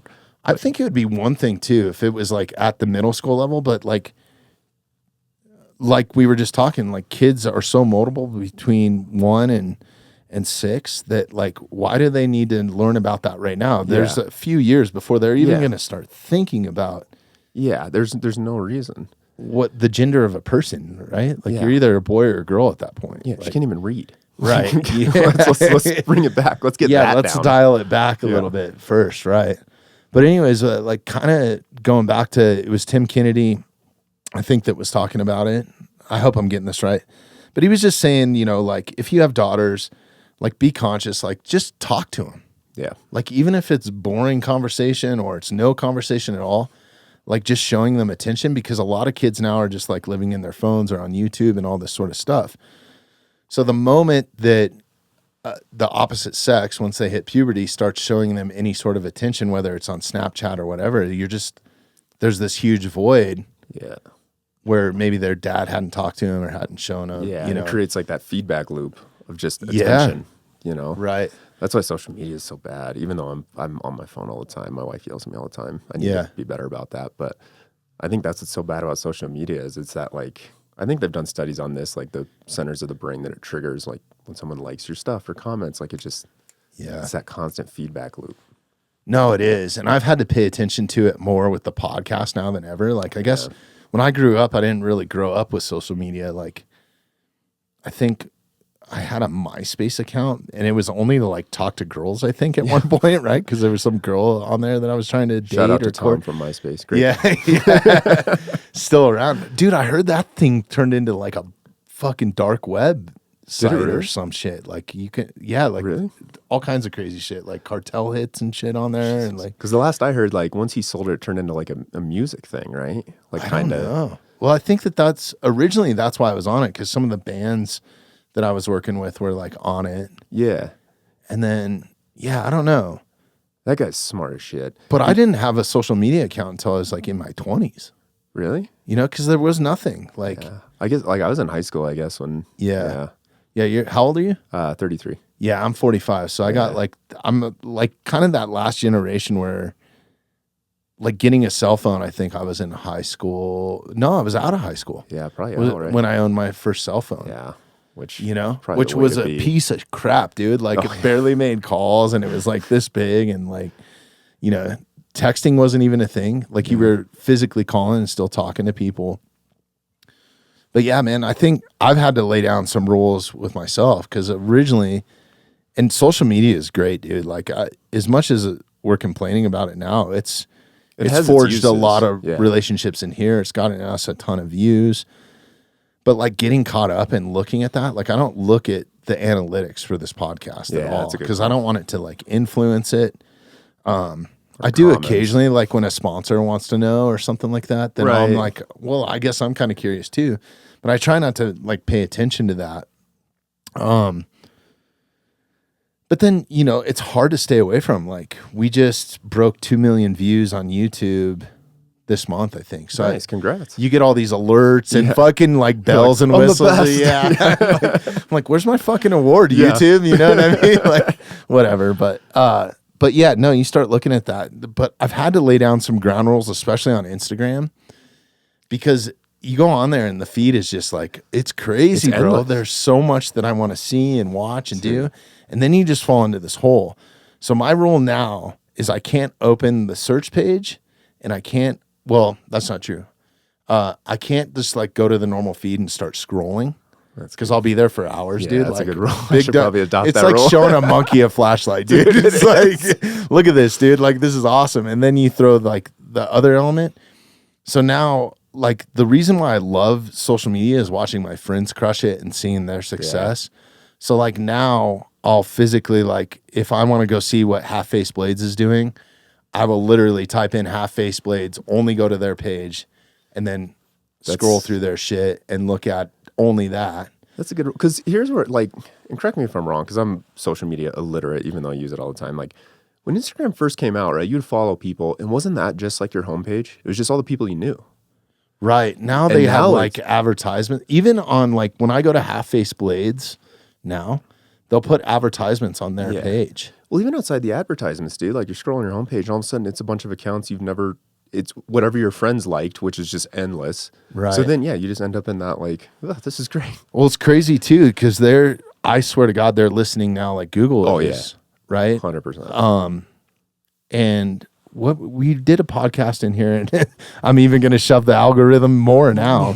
So, you know, when you open the search page is the worst. Yeah. Because it's just all these photos of shit that I like to look at, whether it's hunting, you know, women, whatever, right? Like anything that I've clicked on, you're like, don't fucking click on anything. But I swear they're listening too, because I've never once searched Billie Eilish, not ever. And we're in here doing a podcast, and I always shelf the phone right here. It's on silent, but it's listening the whole time. Come on, you're going to fuck up my algorithm now. Yeah.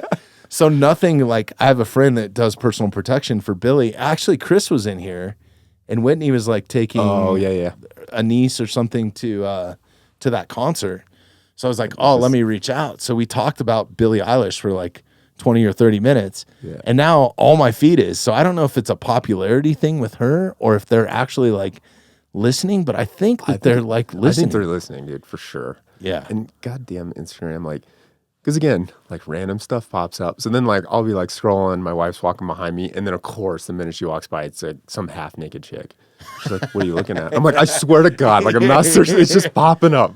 Yeah. Like, no, it pops up on yours too, right? Yeah. No, even with my son, like I've tried to show him, like, because he's super into football. So like open the phone and I'll start scrolling, and it's like 5 girls' asses before I get to what I want to see, dude. And I'm just like trying to search for like Devontae Williams, like hurdling somebody or something. You know what I mean? Like, it's crazy. Well, some of it's weird, dude. Like, and I don't know, I hesitate to say this because maybe it's just me and then everyone's going to be like, well, psychopath. But like, dude, I'll be scrolling sometimes and like some of the shit that pops up, like people getting murdered and stuff. I'm like, what is happening on here? Like, why is this on my feed? Like, I follow a lot of like fighting stuff, you know, and that's about it, and friends. But yeah, dude, like I'll be scrolling and it's like horrific car accidents or, you know, the fucking Ukraine war, just watching people get murked at close range. I'm like, what is happening? Why is this on my screen? Yeah. It's weird. No, some of the accounts that I follow, I probably, for the algorithm, like, I'm going to go ahead and drop them. I had to stop watching Nature is Metal. If it involves a human, I don't want to see it, dude. Yeah, because after I saw a fucking monkey scalp a dude over a banana or a piece of fruit, I was like, this is too much for me, dude. I don't want to fucking see that. And that's how they get you, right? You see one cool video and you're like, dude, that's cool. I'm going to follow this. And then you're like, whoa. And I don't even think that monkey scalping somebody was on Nature is Metal. I think Nature on Metal is mostly animal on animal. Yeah. I don't think they have a human element. That's what I'm saying. But it was another like algorithm that popped up this video. I was like, what the fuck? But then, you know, following Beto and some of his companies like Kill Bad Dudes. Yeah. and KBD is fucking awesome, dude. Yeah. But it's all, it's all guys in modern warfare getting droned down or whatever, right? Yeah. And I don't know that I want to see that every day, dude. I know, it can't be good for us. That shit gives me anxiety outside of the world, like shit that I can't control, like nuclear war. Like that shit's fucking scary. I know, dude. I have to shut a lot of that stuff down, like because I'll start going in the rabbit hole, and I'm like, stop. Like, I'm gonna stress myself out. Yeah, dude. It's it got me the other day. I was on YouTube trying to upload something to our channel, and this thing popped up, and it was like, you know how it has a little live deal? Yep. But it was Putin talking. You're on a watch list and it now. said like it said like nuclear address or something. It said something along that. So then you think it's like going down. I think it's going down. But once I clicked on it, and they got me, dude, because I'm watching it for like 2 minutes, and I start looking at the date, and the thing was recorded like 2 weeks ago or something. I was like, what the fuck is this? And it's live. So somebody's just replaying shit that was like, like to get views or whatever. And I know, I mean, we're making money on YouTube right now. So like, it's all about those advertisement dollars. And it's crazy, man. You got to really watch what you're fucking looking at, dude. And just like, the anonymity of it all. Like, dude, I remember fighting, and like, I'll never forget, because like I was never big on Twitter. Like I had an account just because of fighting, and then usually I would just retweet. Even Instagram, I barely post. You know, I'll just share other people's stuff. But dude, I lost a fight in the UFC on national TV, which is already the worst moment, right? Oh my God, dude. What do you guys go through? I don't think people give you guys credit. And then like the first tweet I see is just like, you should fucking kill yourself. And I'm like, thanks, nice fan. Like, great. When you're probably at one of the lowest moments, like mentally. Yeah, it's right? horrible. Yeah, you're crushed. It's the worst day of your life. Yeah, that's the worst, dude. I mean, I only understand a little bit of it because I have so many friends that fight now at that level. Yeah. It's like when they take an L, I feel like I take it with them a little bit. I'm just like, man, it sucks so bad, man. It is so much worse watching someone you love or someone you're friends with lose than you losing yourself. Like it's horrible. You think so? Yeah. Yeah. Watching my wife or my brother lose is just the worst. Oh, Because there's no semblance of control, right? Like when you lose, you know how you feel. You know if you're hurt. You know if it's like, I'm just a little banged up, but I'm okay. Like there's just so much mystery. Sometimes I think that I care about it more than the person that's actually like. I've had friends where I reach out, I'm like, dude, are you all right? I'm like, yeah, I'm at the bar right now. Yeah, exactly. Oh, okay, look, I'm having the time of my life, you know? Like, you'll never believe what is going on right now. And I'm like, oh, they just lost a fight. And I'm like trying to like console them, and they're out fucking partying, dude. I was like, all right. There's a way to forget it for sure. Yeah. Like, I always took losses really rough. But yeah, like once you go out, the biggest thing I had to tell myself, which made fighting better for me and made me enjoy it more, was like, and I try to tell this to other people that are like just starting out, is at the end of the day, like, what's the worst thing that's going to happen to you?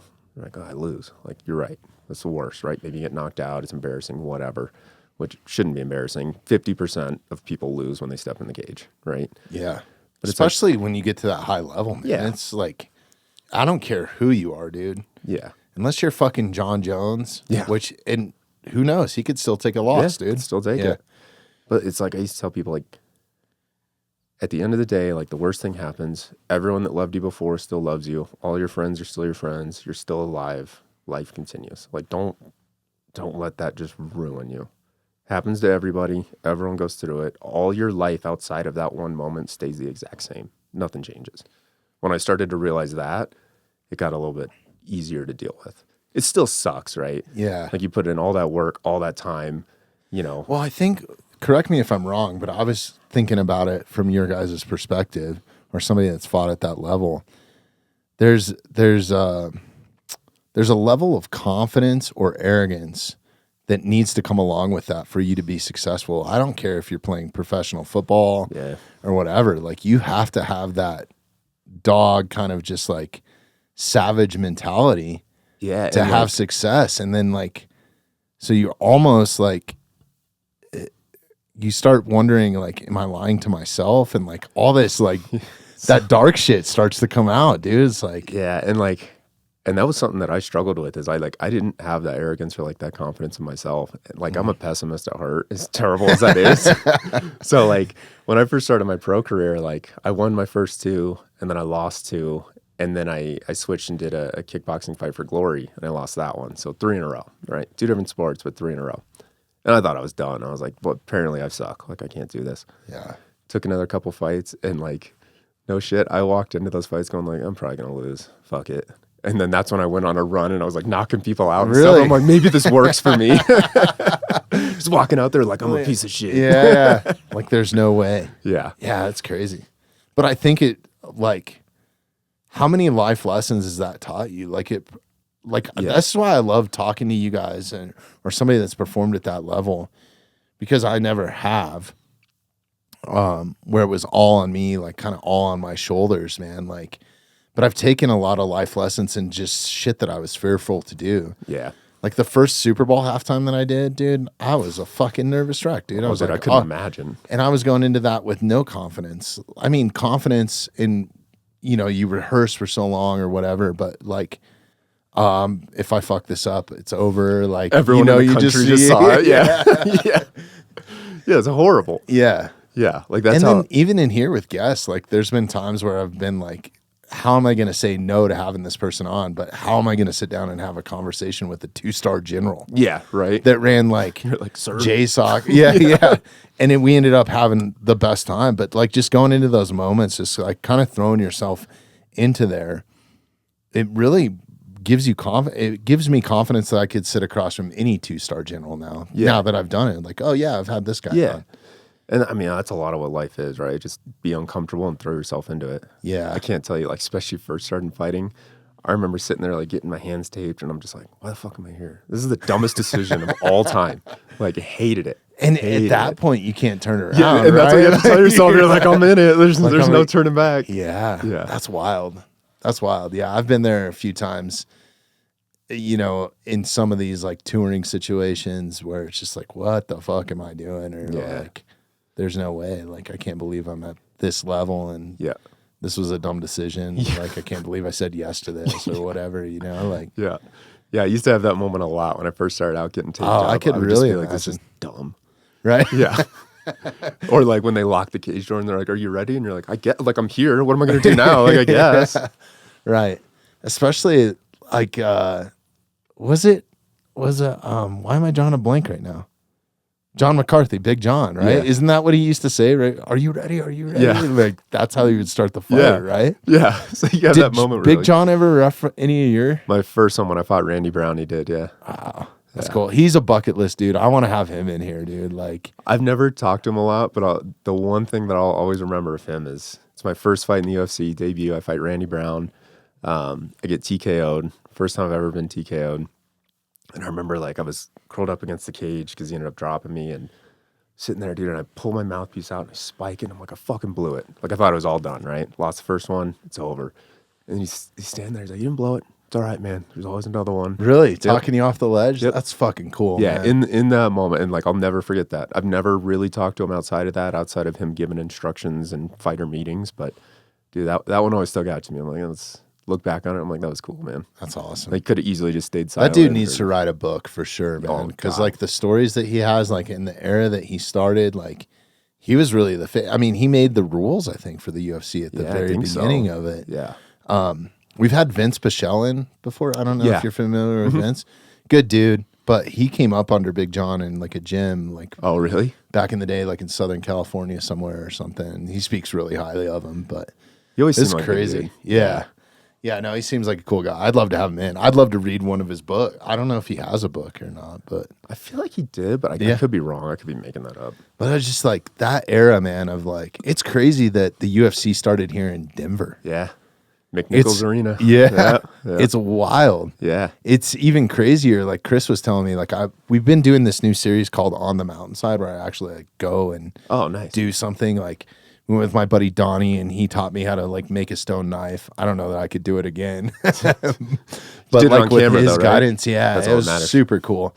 But I had an idea for one of the episodes, not to spoil it, or if anybody steals my idea, I'm gonna sue the fuck out of you. But I want to go to Genesis because they have the original Octagon or something there, right? Yep, the Octagon that's in there, I believe, is the can't original believe one. like Dana hasn't bought that back or put it in a museum or like something. Well, right? I think most people aren't aware that they have multiple.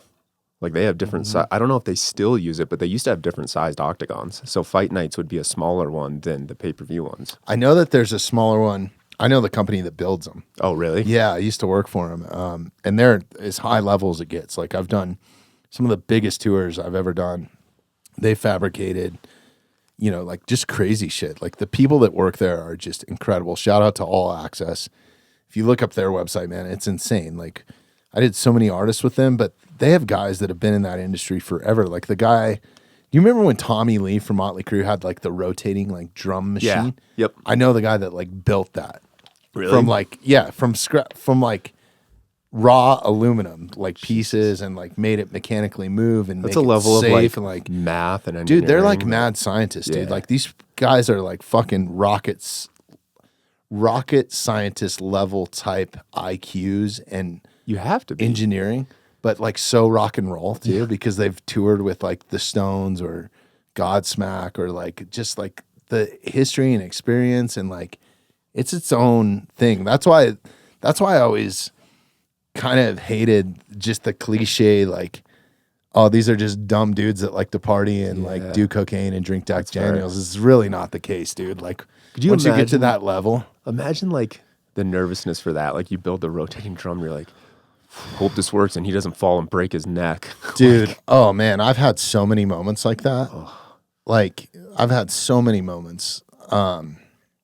Like I think one of my biggest nerve-wracking ones is we did the Super Bowl halftime in Houston. I can't remember what number it was. I know it was like 50. I think it was 51. was it when there was that big blackout? Was that your fault? No. I was part of that one though. Yeah. That was I don't know what fucking happened there. Like I do know what happened there, but I can't say. But yeah, so we did Super Bowl 51. It was Lady Gaga. It was an Emmy award-winning fucking Super Bowl halftime. But there was this gag where it was a set piece that like erected itself because you have to go through like the VOMs or whatever they call them, like the entrance onto the field. They're only like so tall. Yeah. This thing was like 30 feet tall. But then not only did it have to be put in the right space, like Lady Gaga was coming in from the roof and she had to land on it at like this perfect time. And you're just like, you fuck this up. Like your career You're done. is over. Yeah. You might as well just walk out of the stadium like, bye. And not only that, it's like I always thought I was going to get shot at a Super Bowl because I've been to the White House to do gigs. I've been, you know, all kinds of like Air Force bases. I've never been more scared. If you really see the level of security that's at the Super Bowl, it is fucking insane, bro. Oh, I'm sure. There are snipers like everywhere. They're prepared for like every situation. There's undercover dudes like it's wild, dude. There's some high level operation shit going on there. And I've been at the roof at a couple Super Bowls where there's snipers up there, you know, like they're ready to go. And it's like, hey, I just want to let you know, like if something goes wrong, I'm like the rescue guy. So like, don't kill me because like, I'm going to tape a giant X to myself. Don't shoot the X. And I'm dressed in all black. Yeah.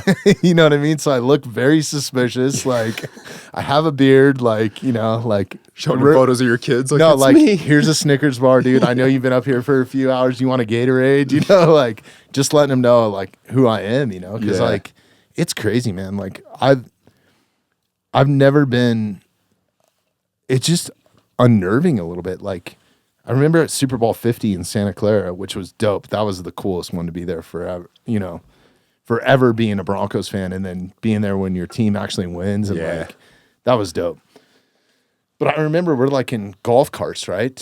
From where you park is like, they won't let you put a car around the place like within like 50 miles. Like they shut down the airspace, right? Like they shut down airports and cities. So people can't fly a plane into the stadium. Like, but we were in Santa Clara, and I remember being in the golf cart, and you're passing these guys that are just like, they're either SWAT team or whatever, and I've been around a lot of those guys, so I'm pretty comfortable with that, but like, passing a Humvee with a dude sitting on a 50 cal, and you're in a golf cart, you're like, what if, what if that guy's not sane? Yeah, right. Yeah. What What if if one of these guys snaps? Who's watching him? Yeah. And those guys are just like fucking super serious, man. Like no jokes, no. And then I'm rolling around with roadies that like to fuck around, you know what I mean? A little bit, have a good time. Because that's the other thing is like, I'm sure they're all super cool, but when like they're in work mode, it's a different. Yeah. Yeah. No, that's wild. Yeah. Secret Service, I've had to deal with a couple times. That was interesting too. But yeah, that level of security is insane. Yeah. It's freaky. Yeah. Right.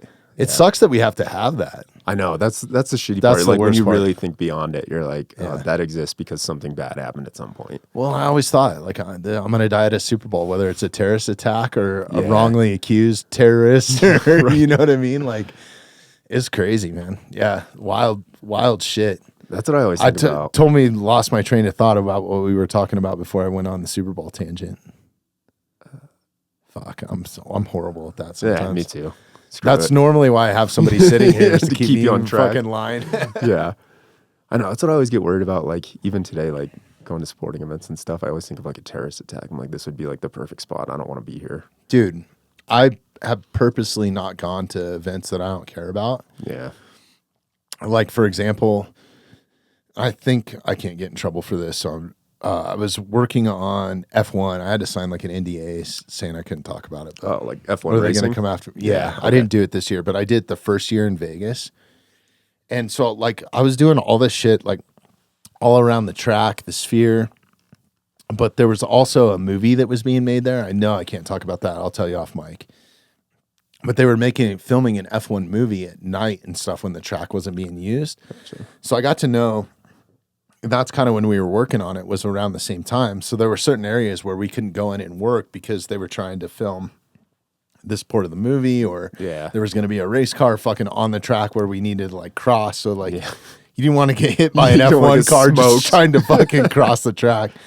So Las Vegas PD was there, and they hired like a lot of off-duty guys to like go do protection stuff or just be around or like do traffic or whatever.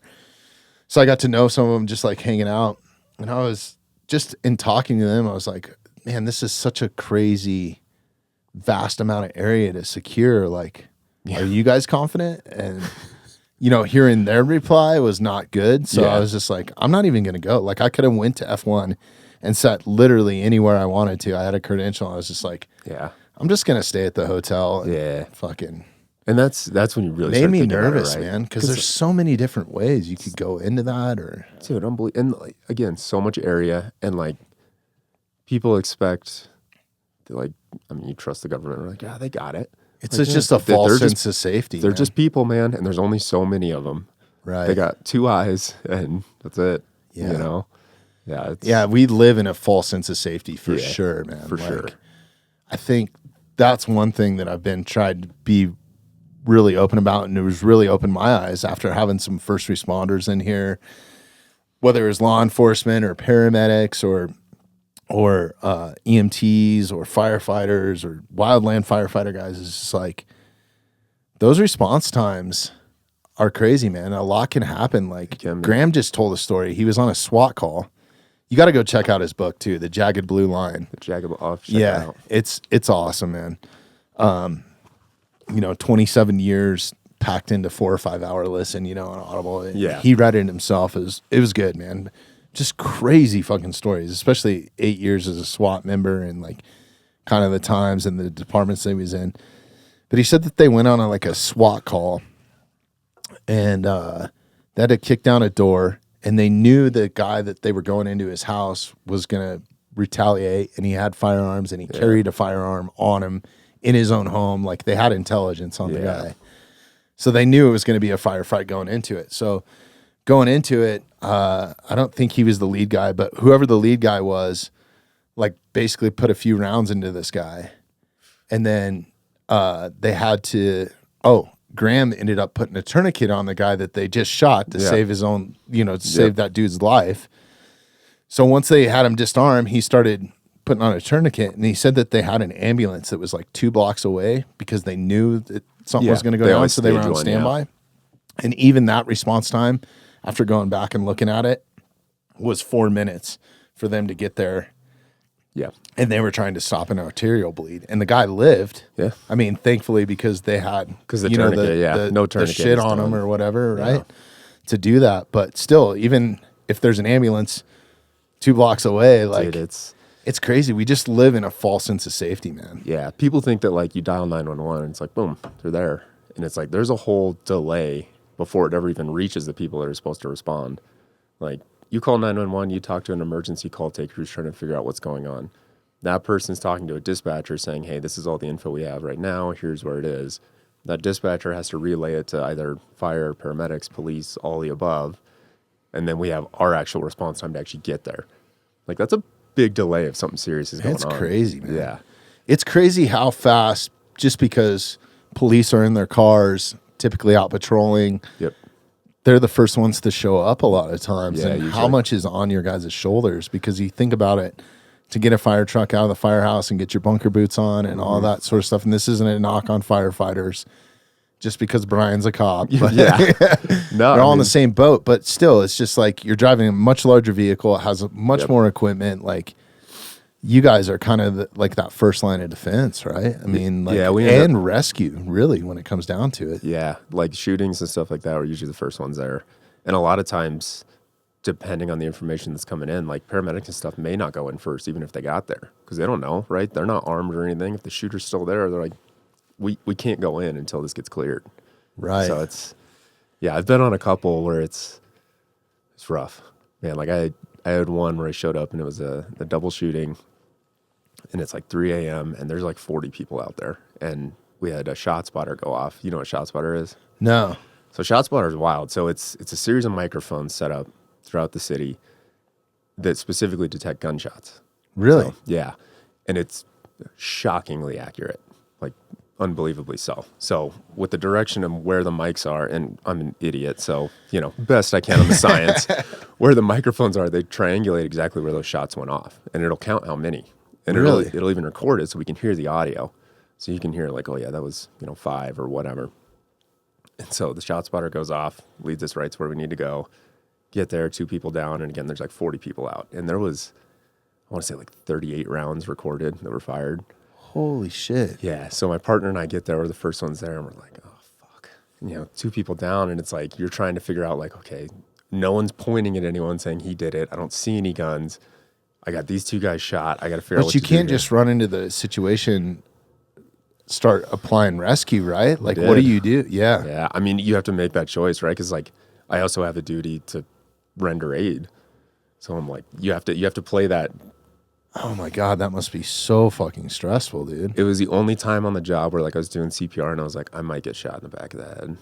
Well, that's what I'm getting at. Like, what is do they give you any sort of protocol? Like, obviously, secure the situation first or render aid first? Yeah, like, I mean, realistically, we probably didn't do the right thing, for being honest, right? You probably get everyone out of there, but it's still hard when you got someone hurt and it's like, oh, if they're dying, man? Yeah. And an arterial bleed is like literally you have like 3 minutes or something. I think, right? So it's hard. You got to make that call, and safety-wise, we probably didn't make the right one, but again, it's full commit, right? I'm here. Yeah. I have to do it. So Yeah. Is there a mindset or a barrier or any sort of training that prepares you for that, or you just kind of like biting down on the mouthpiece or letting the octagon door close type mentality? Kind of like you get training in like first aid and all that on like what to do. You get training in securing the scene and your order of operations of what your priority should be, which priority should have been probably safety, but sometimes those are rapidly evolving, right? Like the time that it took me from walk to my car to the victim is my time to assess the scene, and I'm like, I think I got a decent chance where there's not a shooter exactly here, so I got to go to the next thing. Right. But man, you got to make split decisions too. That was another thing. Like Graham's like super big on statistics, and him being a sergeant at one point and stuff, he was rattling off all kinds of stuff. But I can't remember. I'd have to go back and listen to it. But it was something like gun violence interactions, no matter what race or whatever. Like I think it was like 85% of them happen at less than 3 yards, and in a matter of like the longest being like 20 seconds. Yeah. Dude, you think about that? That is fast. It's going to happen so fast and be over so fast. Like they're over within like 20 seconds or something on a national average, right? Because most people shoot and then run. Yeah, which 20 seconds, I've never been in a gunfight, I've never had to fire my weapon. 20 seconds, I can only imagine, probably It feels might have like been a full even day. shorter than that. You know what I mean? Like, but I just think it's unbelievable how fast you have to make a decision and actually act on it, right? Like, and that's the other thing too that really pisses me off, dude. Like, I am all about backing the blue, giving you guys as much as you need. I think you should be financially compensated more. I think your family should be. I think you should be taken care of and have whatever fucking training you want, especially for what you guys put yourself in front of. Just for the sheer fact is, you guys shouldn't be told how to do your job by any means, whether it's by the public, I guess, right? Yeah. And it's like the first time what really brought it into perspective was, you know, no matter what goes wrong, like let's bring up the Columbine shooting, and I hate to bring that up.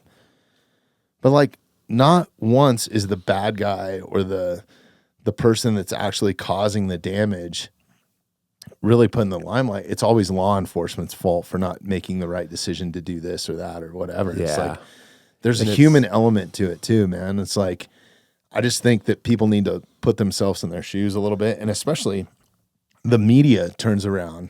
Yeah. And anytime, let's talk about the guy that actually walked into a school. Yeah, we don't fucking blame those guys. Rifle. Yeah. And that's the wild part. And it sucks because a lot of times it's like, you look at Columbine, again, not knocking any of them, but it's like by today's standards, like, yeah, you fucked up. But at the time, that wasn't mass shootings and how to deal with them and stuff wasn't a huge thing. Right. Like now they've rectified that, and unfortunately it was lessons learned in blood. But now we specifically train, like there's a difference between, you know, a shooting or an active shooting, and how you respond changes between the two. So active shooting, like everything stops, you go in there and you find the threat. Like there's no waiting. If you're the only cop that shows up and you're there, you're not waiting for other cops. You go straight in. Right. And you got to deal with the problem. And unfortunately, it was lessons learned from that is like, hey, there's no waiting. You go in and you got to do it. Yeah. Yeah, no, it's a lot to ask, man. I'm thankful for anybody that's a firefighter, paramedic, you know, EMT, paramedics, and especially you police. talk about not getting paid enough. Paramedics, those poor bastards, crazy, man. Yeah, especially, man. I just think about like what really opened my eyes to it is we've had Sam Boyer-Goff in here a few times from Prep Medic.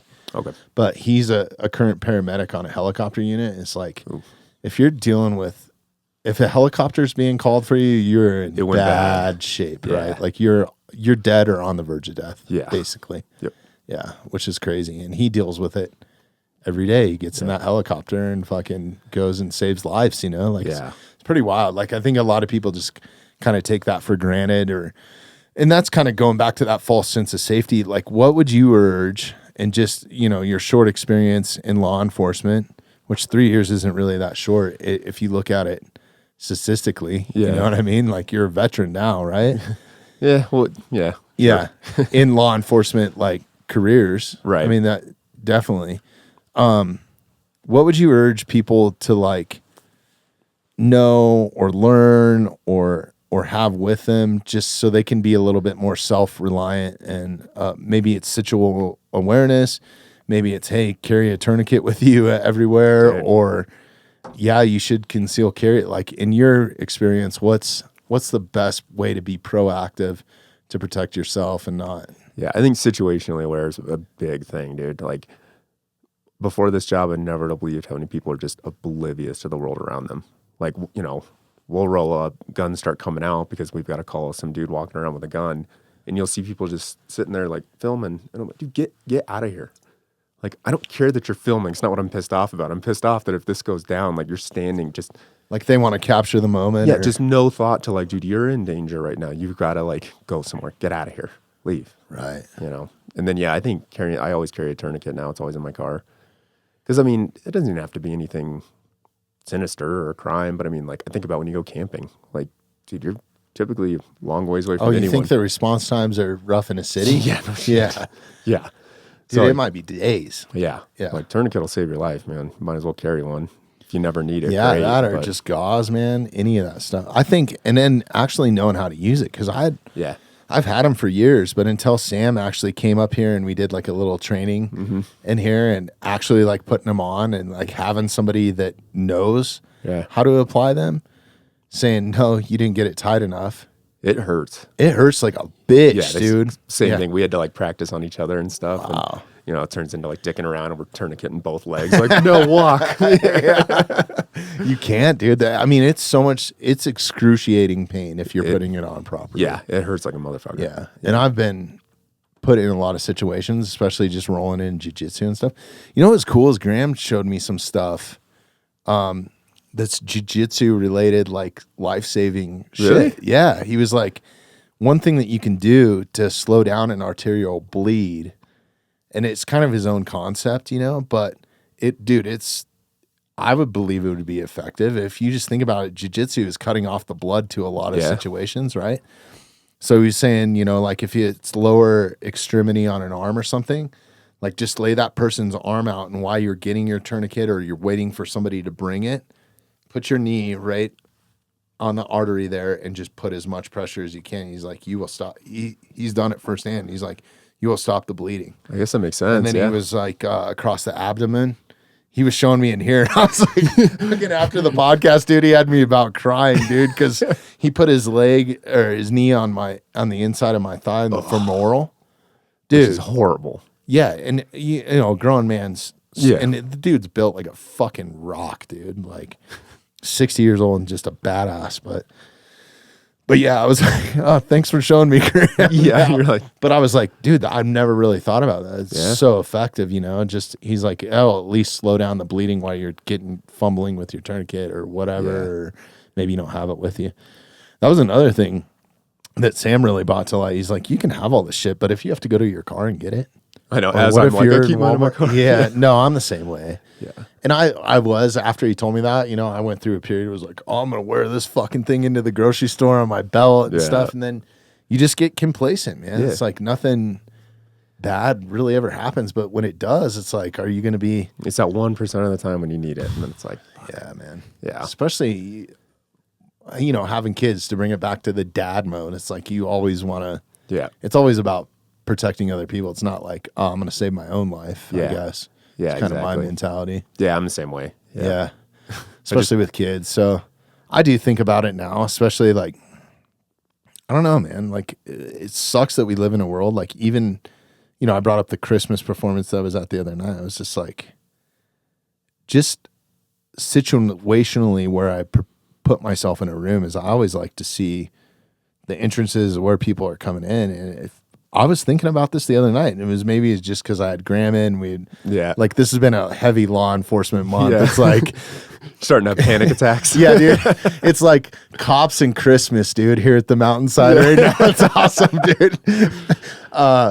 But yeah, it's way overdue, man, because this is all shit that I love to talk about. I love trying to be prepared. I'm like, I'm totally that guy that's underprepared at everything. Yeah. But knows enough to like be dangerous, like, you know what I mean? And it's mostly talking about it. So like I need to physically go get the training. That was one reason why I started like on the Mountainside series is like you can sit in here and talk all the cool shit you want, but like to actually go do it is another thing too, you know? So that was kind of the concept. But anyways, like just being at that school performance, when I find myself like situationally like standing in a certain part of the gymnasium so I could, you know, and I'm thinking like, you should just be there to enjoy it, man. Yeah.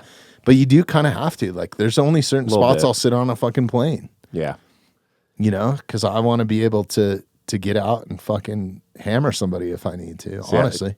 Oh, I guess for like a hijack that you're talking about? Yeah, just because I think about 9/11 all the time. And I was traveling. I just started traveling when all that shit kind of started going down. And it was crazy. See, I always think the opposite. Like, I'm always worried about a plane going down. I want to sit wherever's going to kill me first. I want nothing to do with that, dude. That's like the one stage of my life where I just accept death. First class then, baby. That's where you want to be. Whenever they're doing like the safety meeting, I'm like, I don't give a shit. I hope I'm dead first. I don't want to live through this. Right. Oh, it's crazy, man. To survive a plane crash? Ugh.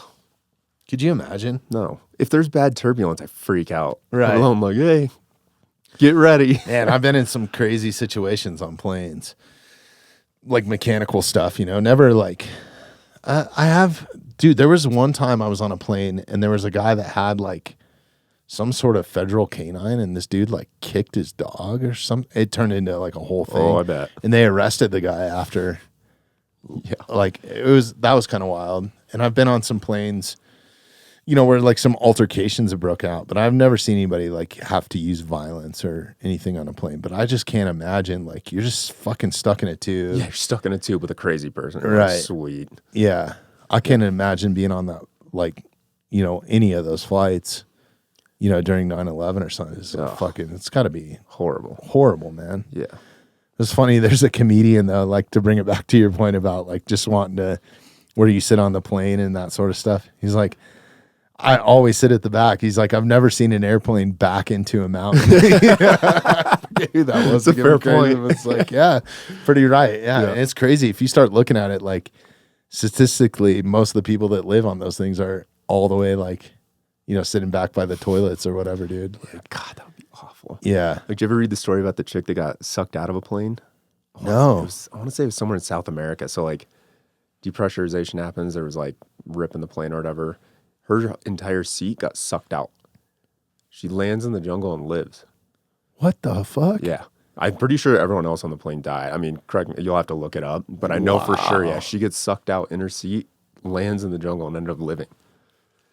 Man, I'm not a very spiritual guy, but Dude. like shit like that happens, you're like, Go buy a lottery ticket. wow, yeah, that is wild, man. Could you imagine just getting the whole time down? I'd just be like, God damn it, this would be my luck. And then you live, and you're like, I don't know if this is good or bad. Yeah, no joke. You're in the jungle, like I instantly think snakes and spiders, dude. I know, dude. I'm the same way. Get the fuck out of here, dude. Like I want nothing to do with that. If we're gonna crash, at least put me on a beach, with a volleyball or something, Yeah. Fucking. Dude, going back to situational awareness, I got another one you can panic about now. Okay. My biggest one is sitting in my car, like at stoplights and stuff. I fucking hate it. I'm like always worried that I'm gonna get carjacked, or like if someone's like windowed up like right next to me that they're gonna have a gun or something. Like that's the one that gets. That's when it really pops into my head. I think car accidents are my biggest one.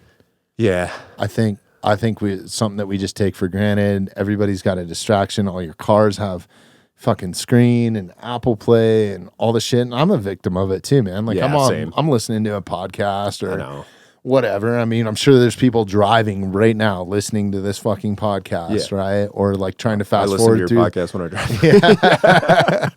That's the only time I listen to podcasts, same. really, man. It's like I don't like sit down with my popcorn and like, oh, I'm gonna listen to these two guys talk now. It's like I'm constantly doing something, but like driving is crazy, man. I think you're more likely to get in an accident and not, not knowing way more than like an active shooter. Or way more. So like knowing some first aid, like CPR at minimum might save your kid's life or something like that, man. Like it's crazy, man. I couldn't imagine being like a state trooper or something like the shit that those guys deal with. Yeah.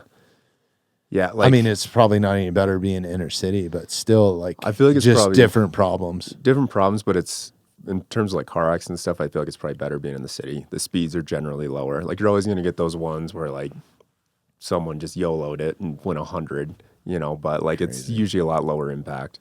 Like in 3 years, I've been to one fatal accident, so it's, troopers, they deal with. Yeah. I don't know, man. It's crazy. And it could be something that's totally not your fault either, dude. That's the worst part. That's the worst. Like even up here mountain driving, like I'm not really worried about like carjackings and stuff up here. Like that's another reason to move to Evergreen. Right. Yeah. But just sitting at some of these stoplights and you got cars going by you at 60, it's like all it takes is one person to be listening to the Mountainside and, That's one of the scariest moments on the job is like, because I have part of I-70 through my area.